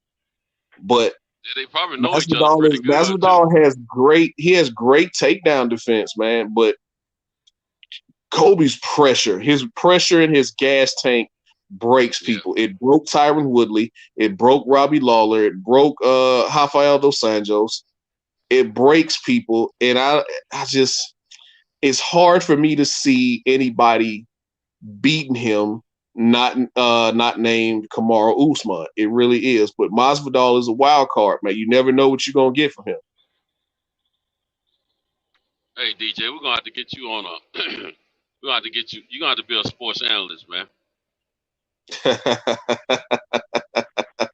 get you on the show, man. Oh man, I'm just a fan. Yeah, man. I'm interested to see how Masvidal comes back after that knockout, man. That's the first time he's really been touched like that. A lot of UFC fighters, once that chin goes, man, it's a whole different career.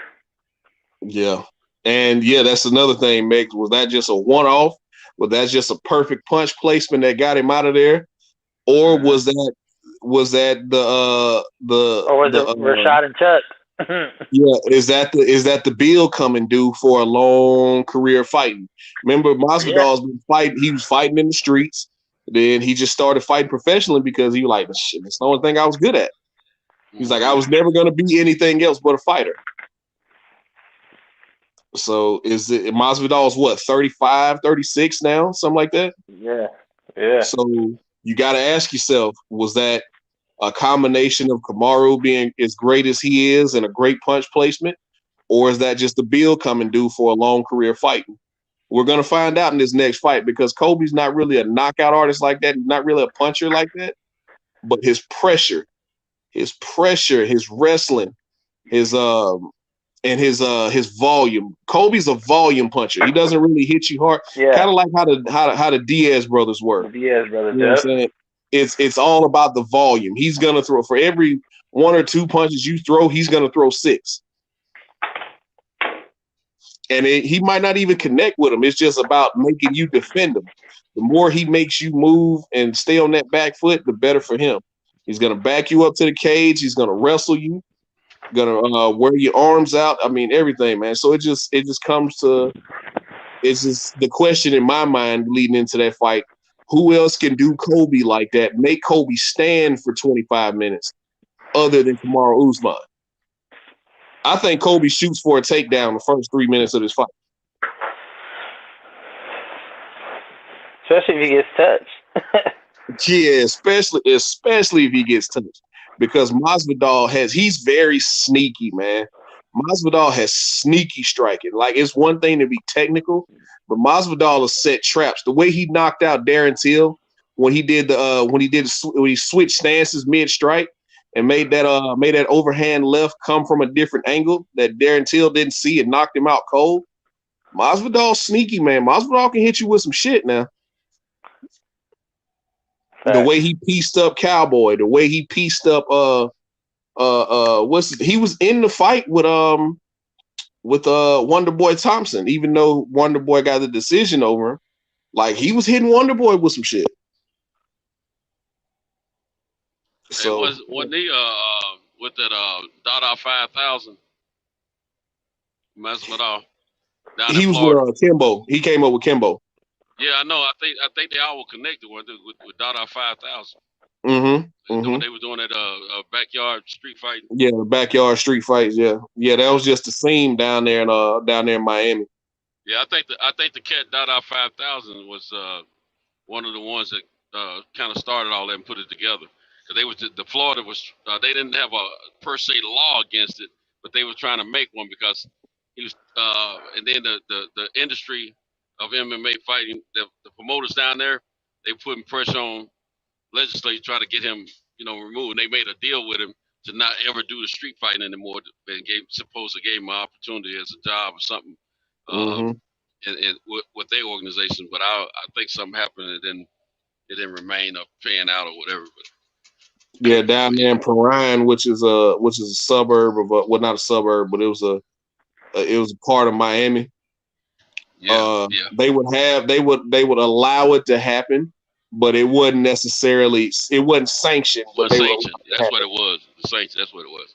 Yeah, it wasn't sanctioned at all. It was a street fight. They were trying. You had different guys. You had different guys who were professional fighters, like Alex Caceres, who was Bruce Leroy. He used to do it. Somebody else used to do it as well, man. Besides Masvidal and Caceres. Who did you say, Mix? Level Martinez. Yeah. You had a lot of people do it down there in Miami. It wasn't illegal, but it wasn't legal at the same time. So right, and the sanctioning bodies, that's the ones. Those were you right. You hit the nail on the head. They were the ones trying to get him to stop it, and they were going to give him a lifetime ban on on the legitimate. Oh, Wayne said they still have fights. So y'all still have the fights down there, Wayne? I thought somebody was still doing something down there, and Dada might have got back into, I don't know, some kind of way. But I know they were trying to ban him for life on the professional side if he didn't stop, and they gave him some kind of position in that organization to do what he was doing, but I think something happened and they kind of had a falling out, and I think he's I can't remember Salute, exactly. Ambo, salute. But I take my hat off to Dada, man, because I mean he had a big following with that. So Kimbo, Masvidal, and all of them came through that. I think Dada got into it more after Kimbo got his popularity, is what it was actually, and Kimbo used to show up sometime to help promote it and stuff like that. I think Kimbo had already started getting some real money by the time Dada really got the thing going strong. Yeah, Kimbo had moved on by that time. Kimbo had done the Ultimate Fighter and been in the Elite XC and all that type of stuff by that time. Yeah, he used to show up and support him though, and you know, because they come up through the same race, him and Dada. Mm-hmm.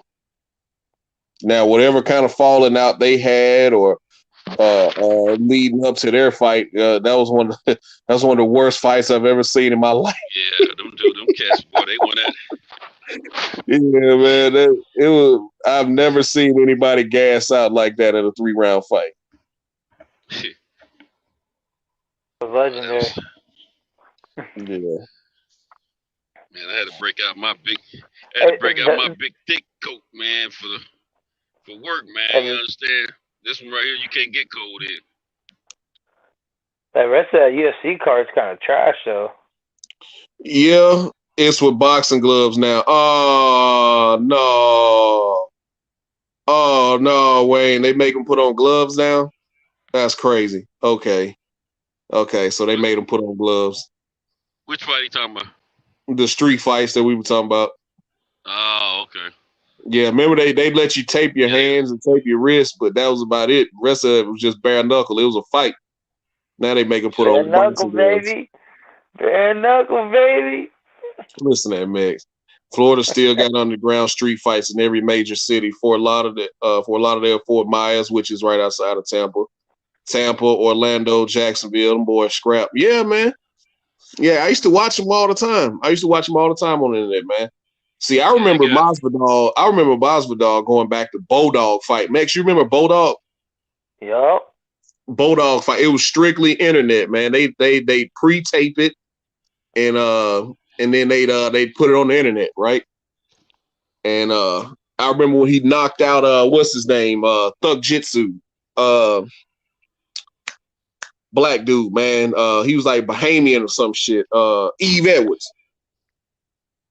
I remember he head kicked Eve Edwards and knocked him out on Bulldog. Oh, yep. Yeah. So, yep, I'm in Tampa. Yep. I started to fly down to Tampa last week to go to that Eagles game, but I'm glad I didn't. I'm glad I didn't, boy. We took an ass whoop. Man, my tickets, I invested in a pair of tickets, man, just to resell them primarily. But worst case scenario, I was gonna go to the game this Saturday with Titans in Cincinnati. Turns out I can't. After I did all that, I realized I couldn't go to the game if I wanted to. I got a baby shower, man, to attend. Oh, hell. My granddaughter, she's pregnant, and so I was stuck like Chuck, not being able to go to the game, or whatever. But anyway, I don't really want to go to the game. I'd rather watch it in a warm environment. I'm not sitting out no damn 30-degree weather, man. No, I like to count some money is what I like to do. So that's why I bought them. But the tickets hadn't sold yet. My friend that I was hooked up with on it, they getting worried because I told them, I said, look, worst case scenario, if they don't sell, you and your cousin go to the game. No, we need some. I said, look, I ain't worried about all that. I knew it was a gamble when I got into it. I said, I ain't worried about that. I ain't nervous about it. I said it because I can't go anyway, so it don't matter. I said because I'm looking forward. Nashville. I got an opportunity to buy a few sets of season passes for next year, and that's where I'm gonna make my money. You see what I'm saying? I'm getting ready to get my hustle back on. I'm getting ready to. The old Cento who was selling candy, you understand me, is about to sell tickets. You understand me? I got to sell something. I ain't sold nothing in a long time. Scalping tickets. It's itching. It's, you know what? I don't even think they have paper tickets anymore, do they? Yeah, and no. Most of it. What I do is through the apps. Yeah, Like Ticketmaster, SeatGeek. Yeah, because the resellers and the profit's better. I'm telling you. Mm-hmm. But I'm wondering, how are scalpers making money now? You know, I hadn't walked up to a game, and I know. Well, I put it like this: when I was down there in Atlanta this past summer, and I went to the basketball game, there was some guys out there trying to sell some tickets. I didn't see them physically, the tickets in their hands, but you know how people. I got 3, I got 4. You need 3 or 4. You know how they do. But at the same time, you know, my tickets were on my phone, just like the boxing match, same thing. So I just don't understand. I mean, it seemed like it's dampening the hustle because I know them scalpers make pretty good money, man. It was a good hustle. But man, I'm telling you, man, let's put it like this here. I got tickets that are paid because these season ticket holders, right? And I'm getting the tickets from. I paid for a pair of their tickets, man. They sitting pretty low. $306 or $308 for the pair. Ticketmaster put them online for $8.99. That's Ticketmaster naming the price. You dig? Yeah. Man, I'll do that all day, every season. You understand? I'm mad at myself because I didn't latch on to this 7 years ago or more. Shoot, that's what's up, man. I'm also trying to find me a little fishing hole where people be selling their PSLs. I'm trying to buy the PSLs now. See, I get them PSLs. I got first dibs on them tickets. You dig what I'm saying? Yeah. So I'm getting ready to try to make that. That's gonna be a. And you know you gotta pay taxes and all that. They do it all legitimate, man. And don't nobody know who they buying the tickets from. They just know they got tickets available to buy. Because I mean, you call the box office, they're gonna say they sold out. But you go on there on Ticketmaster, and I think them tickets that I bought for that basketball game, I think those were resale prices. So it kind of, I've been getting educated the last few weeks on how this stuff work, man. So gotta change my strategy, you see. But yeah, man, it's on popping. But I ain't worried about it. I can't go to the game. I'm watching on my tablet while I'm at the baby shower.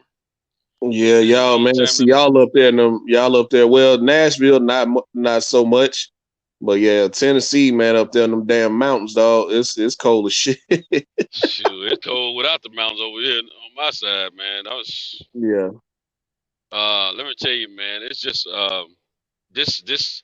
You know, every so many years we get a winter that's either extremely cold or a lot of precipitation or both.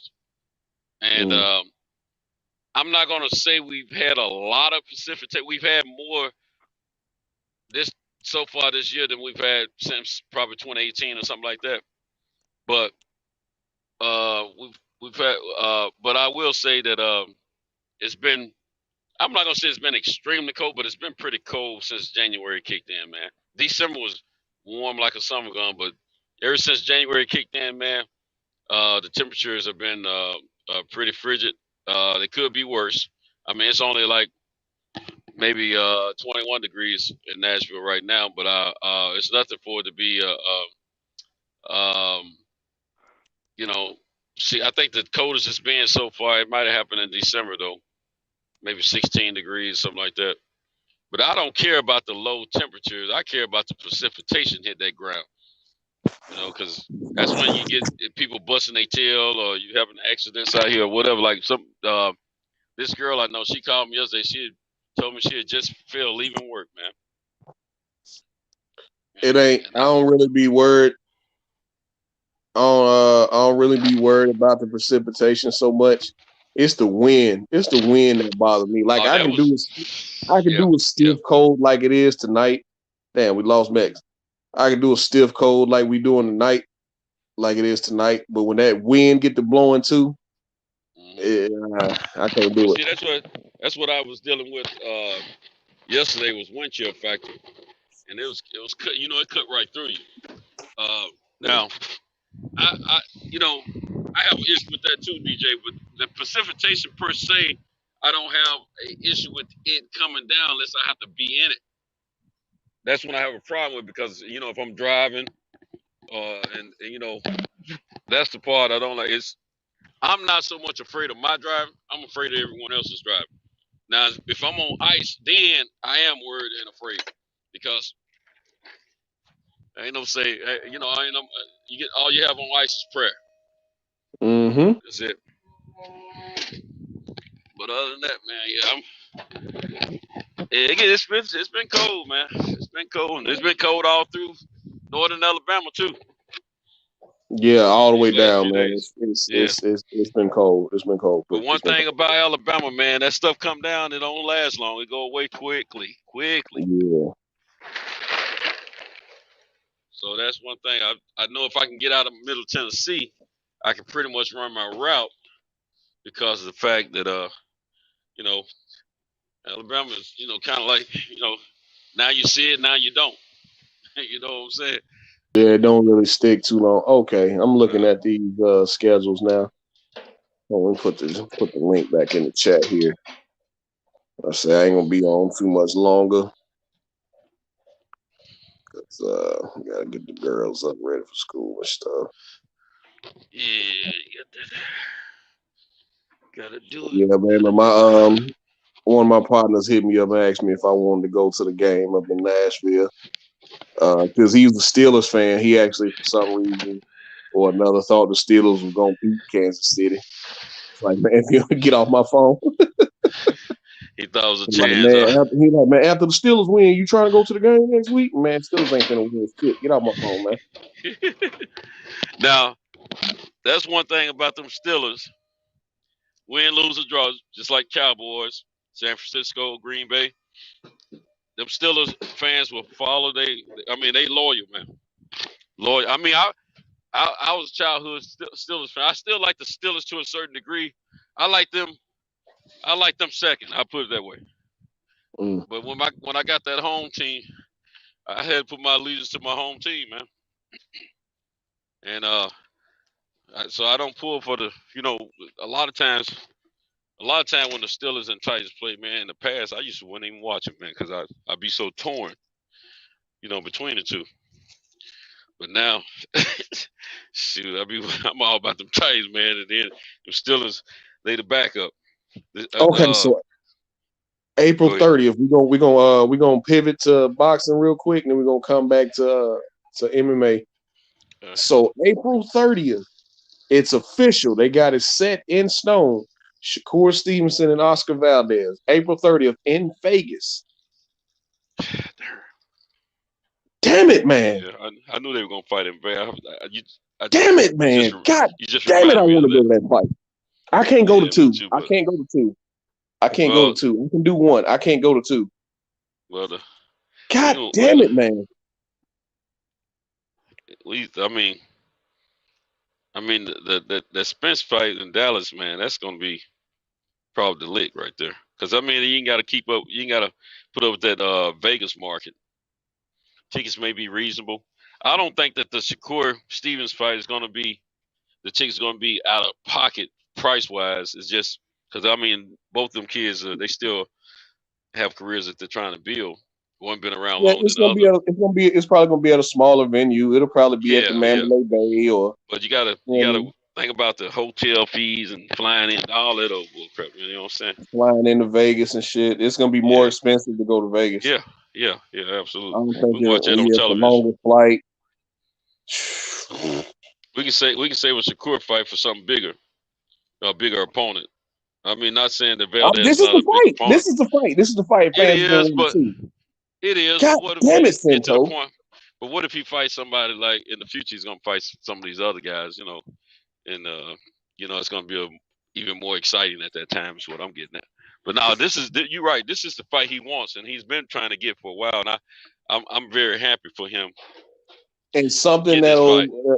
It's something old numbnuts said that really stuck with me, and this is the second time I've heard this. Valdez has been wanting this fight too. They've been protecting Valdez. Yeah, no doubt about it. And I'm gonna tell you, I really believe that. It's something about that I really believe that Valdez has been wanting. I believe Valdez has been wanting this fight too.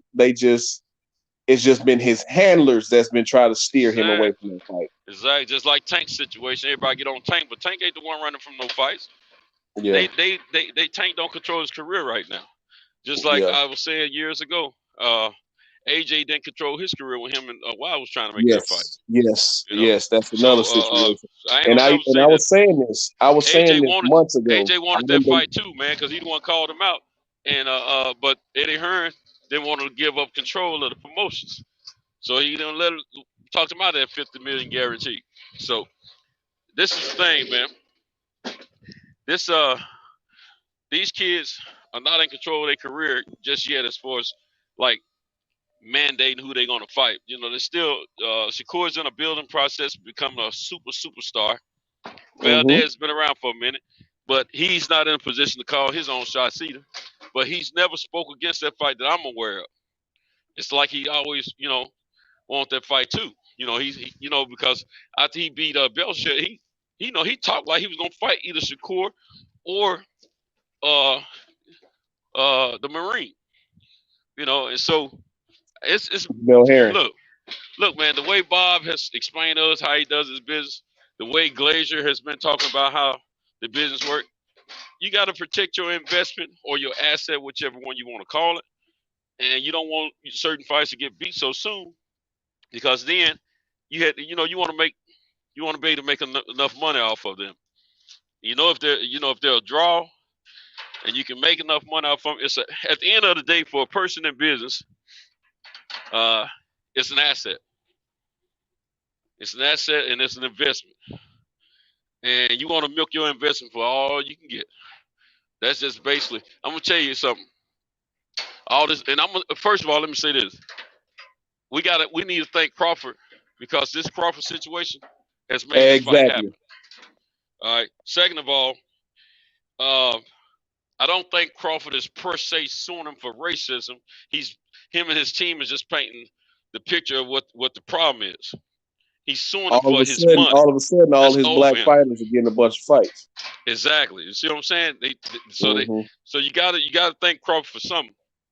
And I think later on, when this is all said and done, people are going to appreciate what this man is doing.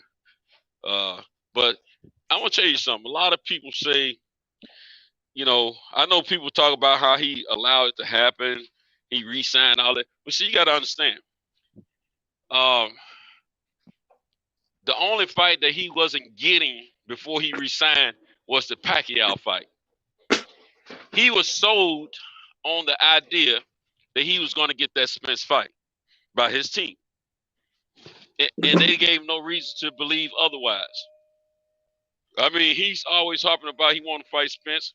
Just him and Spence talking, Bob Arum standing there. He was never under influence that he wouldn't get that fight. And until it was obvious. Okay? Now, I'm going to tell you something. When you're in the midst of a situation,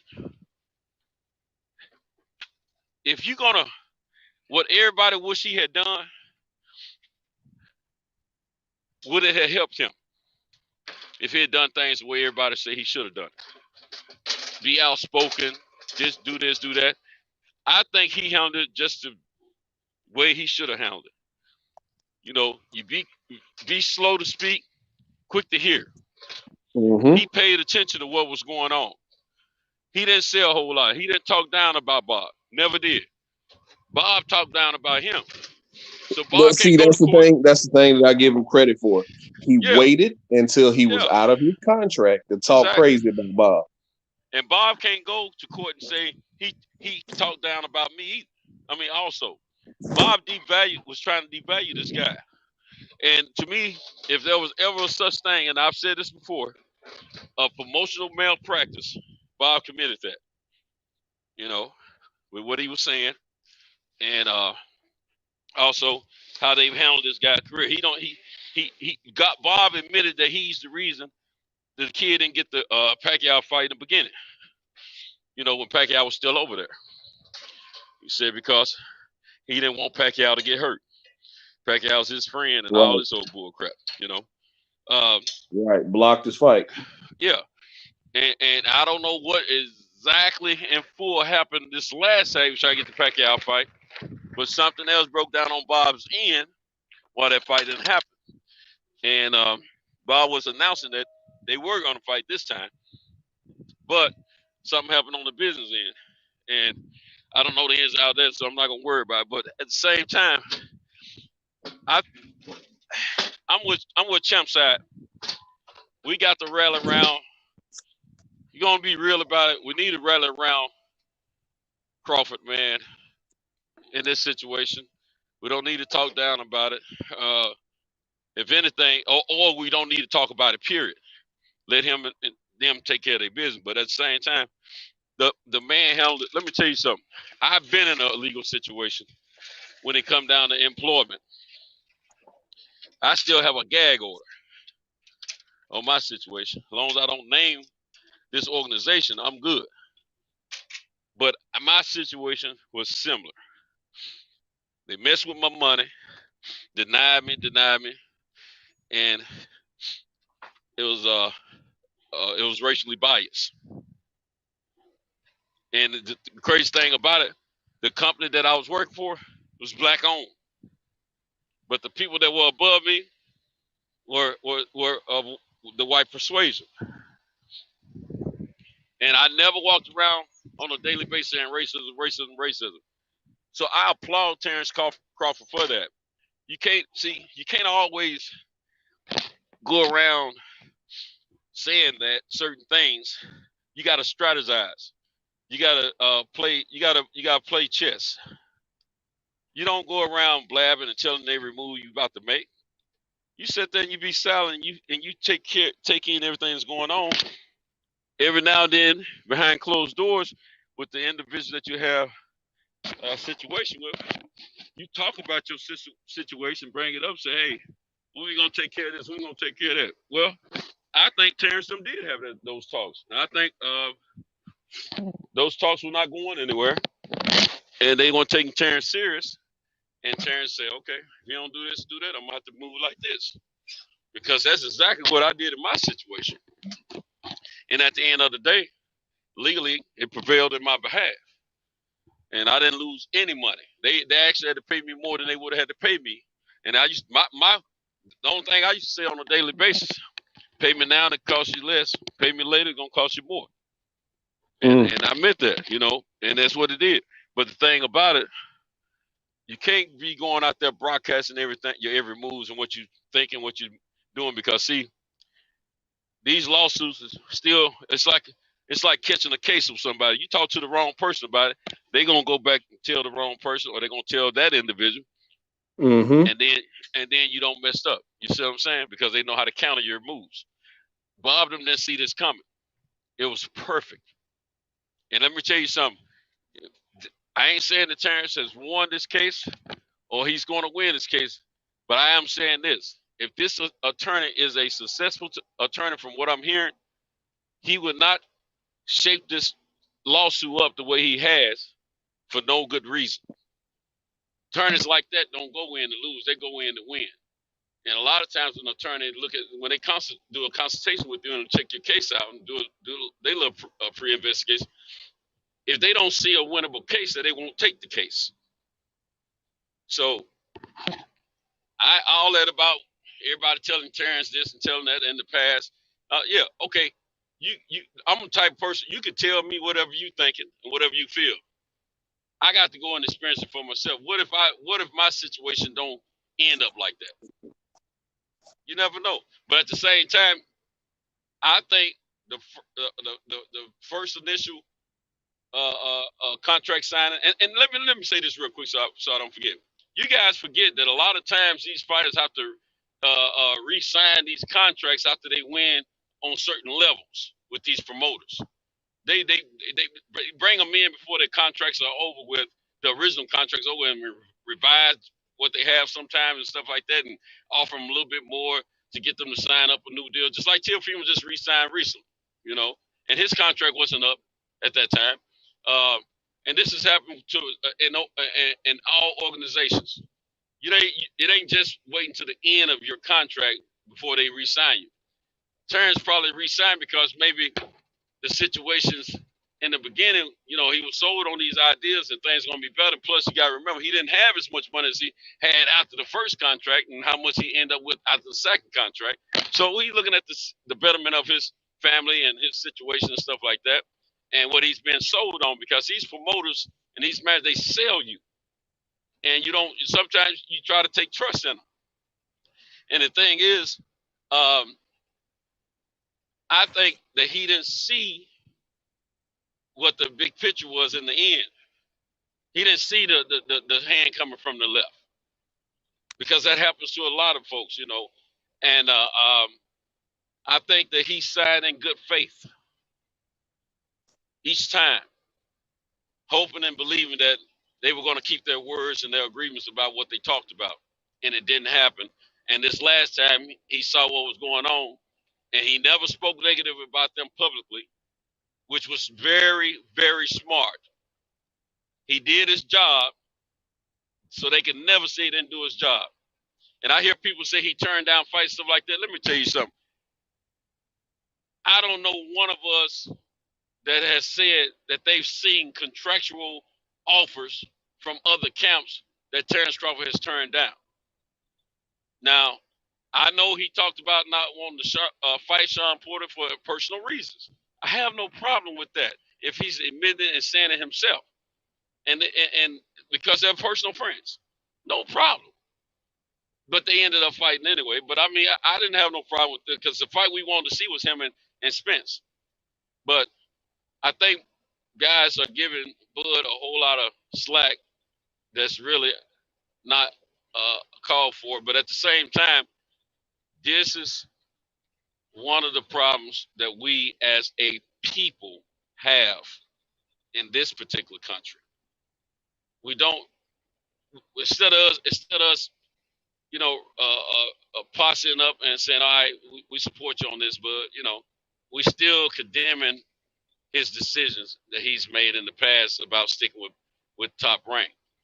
You don't know all the intricate pieces of his agreement that he had with Top Rank. We don't know all the different discussions that they had. We don't know these things. We're only guessing, and we're only talking about what we know on the surface. And a lot of times what we know on the surface, we find out when we talk to certain people. I mean, we get interviews with certain people, we don't know half of what we thought we knew. Say what you will about Rick Glazer. Yeah, I think he's full of crap with a lot of stuff he said, but at the same time, when he gets to explaining certain things about the business aspect of boxing, it makes a lot of sense to me. And in certain things, he's clarified that I've been thinking, and there's certain things I've been totally wrong about. So we don't know until you are a person who's been in the offices or boardrooms or around the tables where these business contractually have been discussed, and you've been a part of. You don't know. You're just going by what you're thinking or what you hear somebody else paint their painted narrative of these situations. So we need to stop doing that, man. At the end of the day, like I've always said, the bottom line, the business of boxing comes first. I don't care who you are. I don't care if you're black, white, purple, yellow, green, or whatever. If you are a promoter, manager, whatever, at the end of the day, the bottom line comes first in boxing. That's the business of boxing. And say what you will about Bob Arum, I'm going to tell you right now, I don't care who like it or not. I don't think, and I don't feel that Bob is racist. I think, okay, maybe he is. I don't think he's racist. I think he loves a certain color. And to me, that color is green. That's what I believe. I think it's straight up capitalism. He's looking at it as a business strictly. And these boxers are commodities within this business. They're the product. They're the asset. They're the investment. And he's going to protect his investment and his asset as much as he can so he can get as much out of them as he can. I have no problem with that. Knowing that, I don't think it's racism. I think it's more of capitalism, which is it's kind of overshadowed of racism. But at the same time, it don't matter if you white, black, or green with him. White, black, or purple with him. It matters about the green. You know, what you gonna put in my bank account at the end of the day is what matters to him. Yes, racism is in boxing, and a lot of black fighters do get shunned and their careers get messed over. But it ain't just about nowadays with boxing, it ain't just a white man that's shafting these black fighters. It's also the black man that are shafting these black fighters. It's also the yellow man that's shafting these black fighters. So it's boxing, period. Boxing is just crooked, cutthroat, and it's all about the money, period, point blank. And that's what we need to understand. That business is first. You like Fred always say, follow the money. The money is all about the business. The business is all about the money. I don't care how you slice it, it's the same thing. So true. We need to cut Terrence some slack, in my opinion, because I don't know what I would have done decision wise in his situation, because like I said, we don't know all the intricate details and discussions that they've had when they were making these agreements with one another, Top Rank and Terrence. I'm not gonna say now. Let me say this: if y'all want to say Top Rank is racist, then I have to agree with you, because see, that's an entity, that's a corporation, and it ain't necessarily. I don't think Bob is on the day-to-day basis controlling his business. I think he gets involved, but not on a day-to-day basis. I think he's halfway in, halfway out, man. Yeah, he got people that he employed that take care of the business for him. I think he's the face? Do I think he's the face of the company? Sure. Exactly. But just as far as just like we found out tonight, some of us already knew, but I didn't know. PBC got Hispanic matchmakers. See, so I didn't know that. But that would explain exactly why what's the name? Why Samson was getting all them dates. Exactly. And see what Fedora getting all the fights. You see what I'm saying? See, we need to be slow to speak and quick to hear. We don't know everything. I know we want to get on these panels and talk like we know everything.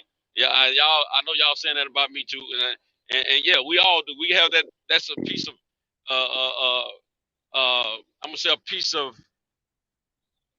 I'm just gonna say what it is. I mean, that's a piece of arrogance that we all have, because we feel like it's a sport we love and we feel like we know this sport. But I'm never gonna try to talk about knowing the business of boxing like I'm inside in the industry of boxing, because I'm not. And we just got to stop that bullcrap. But right now, man, we don't need to be condemning Terrence Crawford.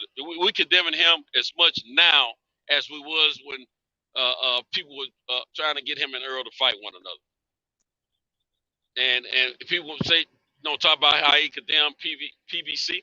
Maybe he had his reason why he condemned PBC. Let me tell you something. If somebody trying to say I'm less than a fighter than what I feel I am, I don't have anything good to say about them either. And if somebody's trying to devalue me, what you expect? You think I'm supposed to say, oh, man, and I'm not contractually obligated to them, so I don't have to watch what I say about them. Yeah, he watched what he said about Bob Arum because he was strategically moving. He was contractually bound. He's not contractually and never have been with PBC, so he can say what he wants to. If they talking negative about him, he holds the right to talk negative about them as well, in my opinion. So miss me with all that bull crap. You know what I'm saying? I ain't looking at the chat right now because I know people ain't agreeing with me, and I don't give a crap. I don't look at. Let me tell you something about me. I've always been my own man. Period. Anybody that want to know anything about me, you ask around, and they will tell you that boy has always moved that way. I don't go by what nobody else is telling me or what they feel I should do. I move the way I move because I love me first. Y'all don't love me first. I love me first. And what goes on in this mind, crazy or not, hey, let me tell you something. I have a lot more agreements than I have disagreements with myself. So I ain't worried about what nobody. I ain't never worried about what people think about me. I'm gonna let you know that now. And I'm telling you, if you're not sitting in on these conference calls, these Zooms, or you're not in the conference room, or you're not in the office where these business contractual agreements are being discussed, you don't know what you're talking about, period. Unless you get something from the horse's mouths that are in boxing that know these things. And you may not always get the truth then. So I Terrence Crawford, do your thing, bro. Take care of your business. I don't feel that Terrence had any malice against Top Rank until he saw the Top Rank wasn't doing right by him. When the picture was clear for him, that's when he made decisions to move a certain way. Picture's not always clear for us sometimes, especially when most of the time we smiling and going to the bank. So let me tell you, it ain't always about money with this man. This man is only asking for what he feels he's owed. And there's nothing wrong with that. But, some people say he should ask for more. Maybe. But no, I mean, he's all about what he feel like he's owed. So if he felt that, Top Rank was overly too racist toward him individually, he probably asked for some punitive damages, which is a lot more than what he's owed. That ain't the case. Let's not forget. See, everybody say he's suing him for racism. He ain't suing him for racism. He's suing him for what is owed to him. Racism just a part of the motive that he said that they had for him ended up not getting the agreements that for them not keeping the agreements that they have for him. And he's not suing them for the racism portion of it. He's painting a narrative about what he experienced there. There's nothing wrong with it. But his sacrifice of doing this lawsuit is providing fights for guys like Shakur. And ain't no telling what it's going to do for some others in the future. Let me tell you something else we got to remember. And I know I'm talking a lot. I'm going to get off of it. I'm sorry, DJ. I'm about to say, go ahead. Get it off your chest. You want to get this off your chest. Yeah, man, because I ain't saying nothing too much whole time, but I'm going to say, but what we got to understand, the Muhammad Ali Act didn't come out of thin air for no reason. Terrence Crawford might be on, I ain't saying he's trying, but he might be on the verge of doing something for boxing for fighters that he doesn't even have an idea himself right now. This situation, if he wins it, is probably going to help clean up some of this bull crap that we complain about. So why are y'all killing the idea of what he's doing? I do not understand it.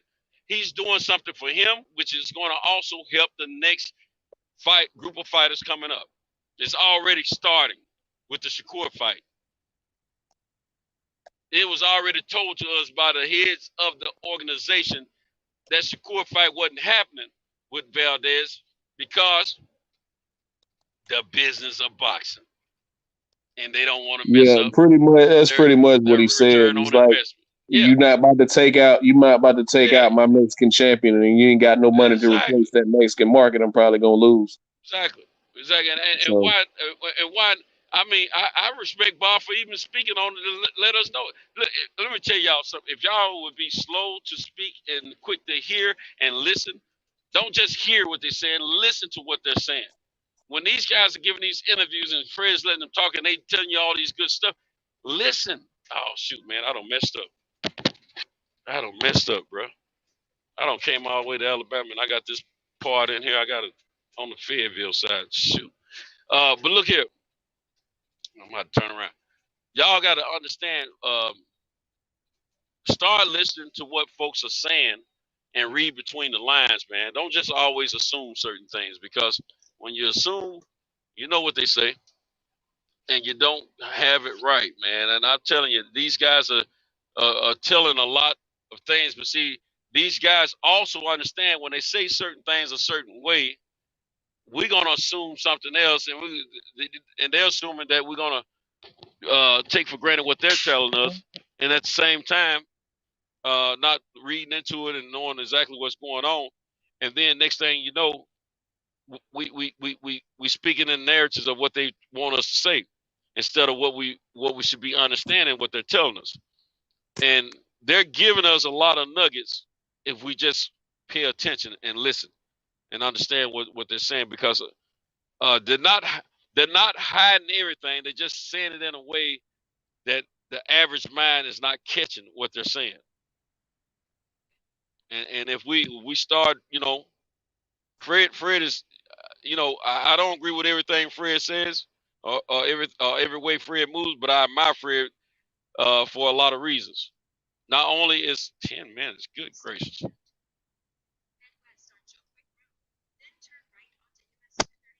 Man, that's some bull crap. So anyway, what he the things that he's trying to tell us is we gotta pay attention, man, and see through this stuff, man, because this is I'm telling you, man, they've been talking in coded paragraphs for years. This stuff didn't just start. This stuff been going on forever, man. And I mean, it ain't just boxing. It's just the life. This is where life is conditioned here in the United States. I would say. AC Jones, they got it. They got it posted on ESPN. So we'll see what happens with that. I mean, that's who carries Top Ranks fights. So they got it posted with an official date of April 30th. So last I heard, they had both agreed on the date and they had both agreed on the bout. Only thing they were trying to get sorted out was the money. So, but they got go to ESPN.com and they got the official date posted. So we'll see, man. We'll see what happens. I hope everything, plans out right. I hope everything pans out right and we get that fight. I hope don't nobody get sick. I hope don't nobody get injured and we get that fight in April. But yeah, man, I'm gonna go ahead and shut it down for the night. Since I appreciate you for staying up with me. I appreciate everybody who came through. Ken, thank you for coming on the panel. Mex, Brother Boxing Talk, Champion Heart. My guy Ben Israel. Ben Israel, boy. I had to cut that off before we went to Israel Island, man. So because he get off on them tangents. I missed being the other night, man, and I'm glad I caught him tonight. So he cool, man. Yeah, glad to see he's okay, man. We gotta check up on old Eli Zachary. Make sure he all right since them Cowboys lost. I ain't heard from him in a while. But salute to Sir Ant Bow, Brother Code 10, C. Jones, my brother Big Texas, Cletus Smith came through. Man, we still got them bots coming through here. Wayne, please thank you for coming through. Tone Brown, Wayne, 93 Octane. Everybody, man, I appreciate y'all for coming through, man. But that's gonna wrap it up tonight. Cam, thank you for coming through. Ryan Jackson, Jalen, appreciate y'all coming through, man. Everybody. Yeah, you're right, man. That's it was a nice show tonight so far, and the MMA talk was great. And let's get the juices flowing, get people ready for this weekend. And then Gary Russell fights this weekend. I mean, absolutely. Let me say this real quick. I know we got to get off here, but I was trying to say I got cut off because I went through a bad spot and I know y'all didn't get to hear everything I was saying but Gary Russell, I've never seen Gary Russell come in the ring not ready to give a great performance since that Lomo fight. And to his credit, that Lomo fight, from what we were hearing last night, the scale they gave him to keep up with his weight before the official weigh-in, the scale was broken. So he come in a little extra drained, and a little bit. It wasn't a good thing for him, but he didn't tell us about the broken scale as far as Gary himself. But he did tell us about the weight situation and how it affected him. And shout out to Gary Russell. I've never seen him come in with a lackluster performance. And I'm not gonna call that a lackluster performance. Just that he was fatigued. Yeah, I just think Lomachenko was better than him. I just think Lomachenko was better. He wasn't what Gary has seen to that point in his career. To me, and it means he was a better fighter. And I think it would be a better fight, the second time around. But anyway, shout out to the Russell family. We're pulling for you this weekend. Best believe that. Yeah, man, go out there and get that done, man. And I don't the boxing section is pulling for you, Russell family. If y'all listen, absolutely.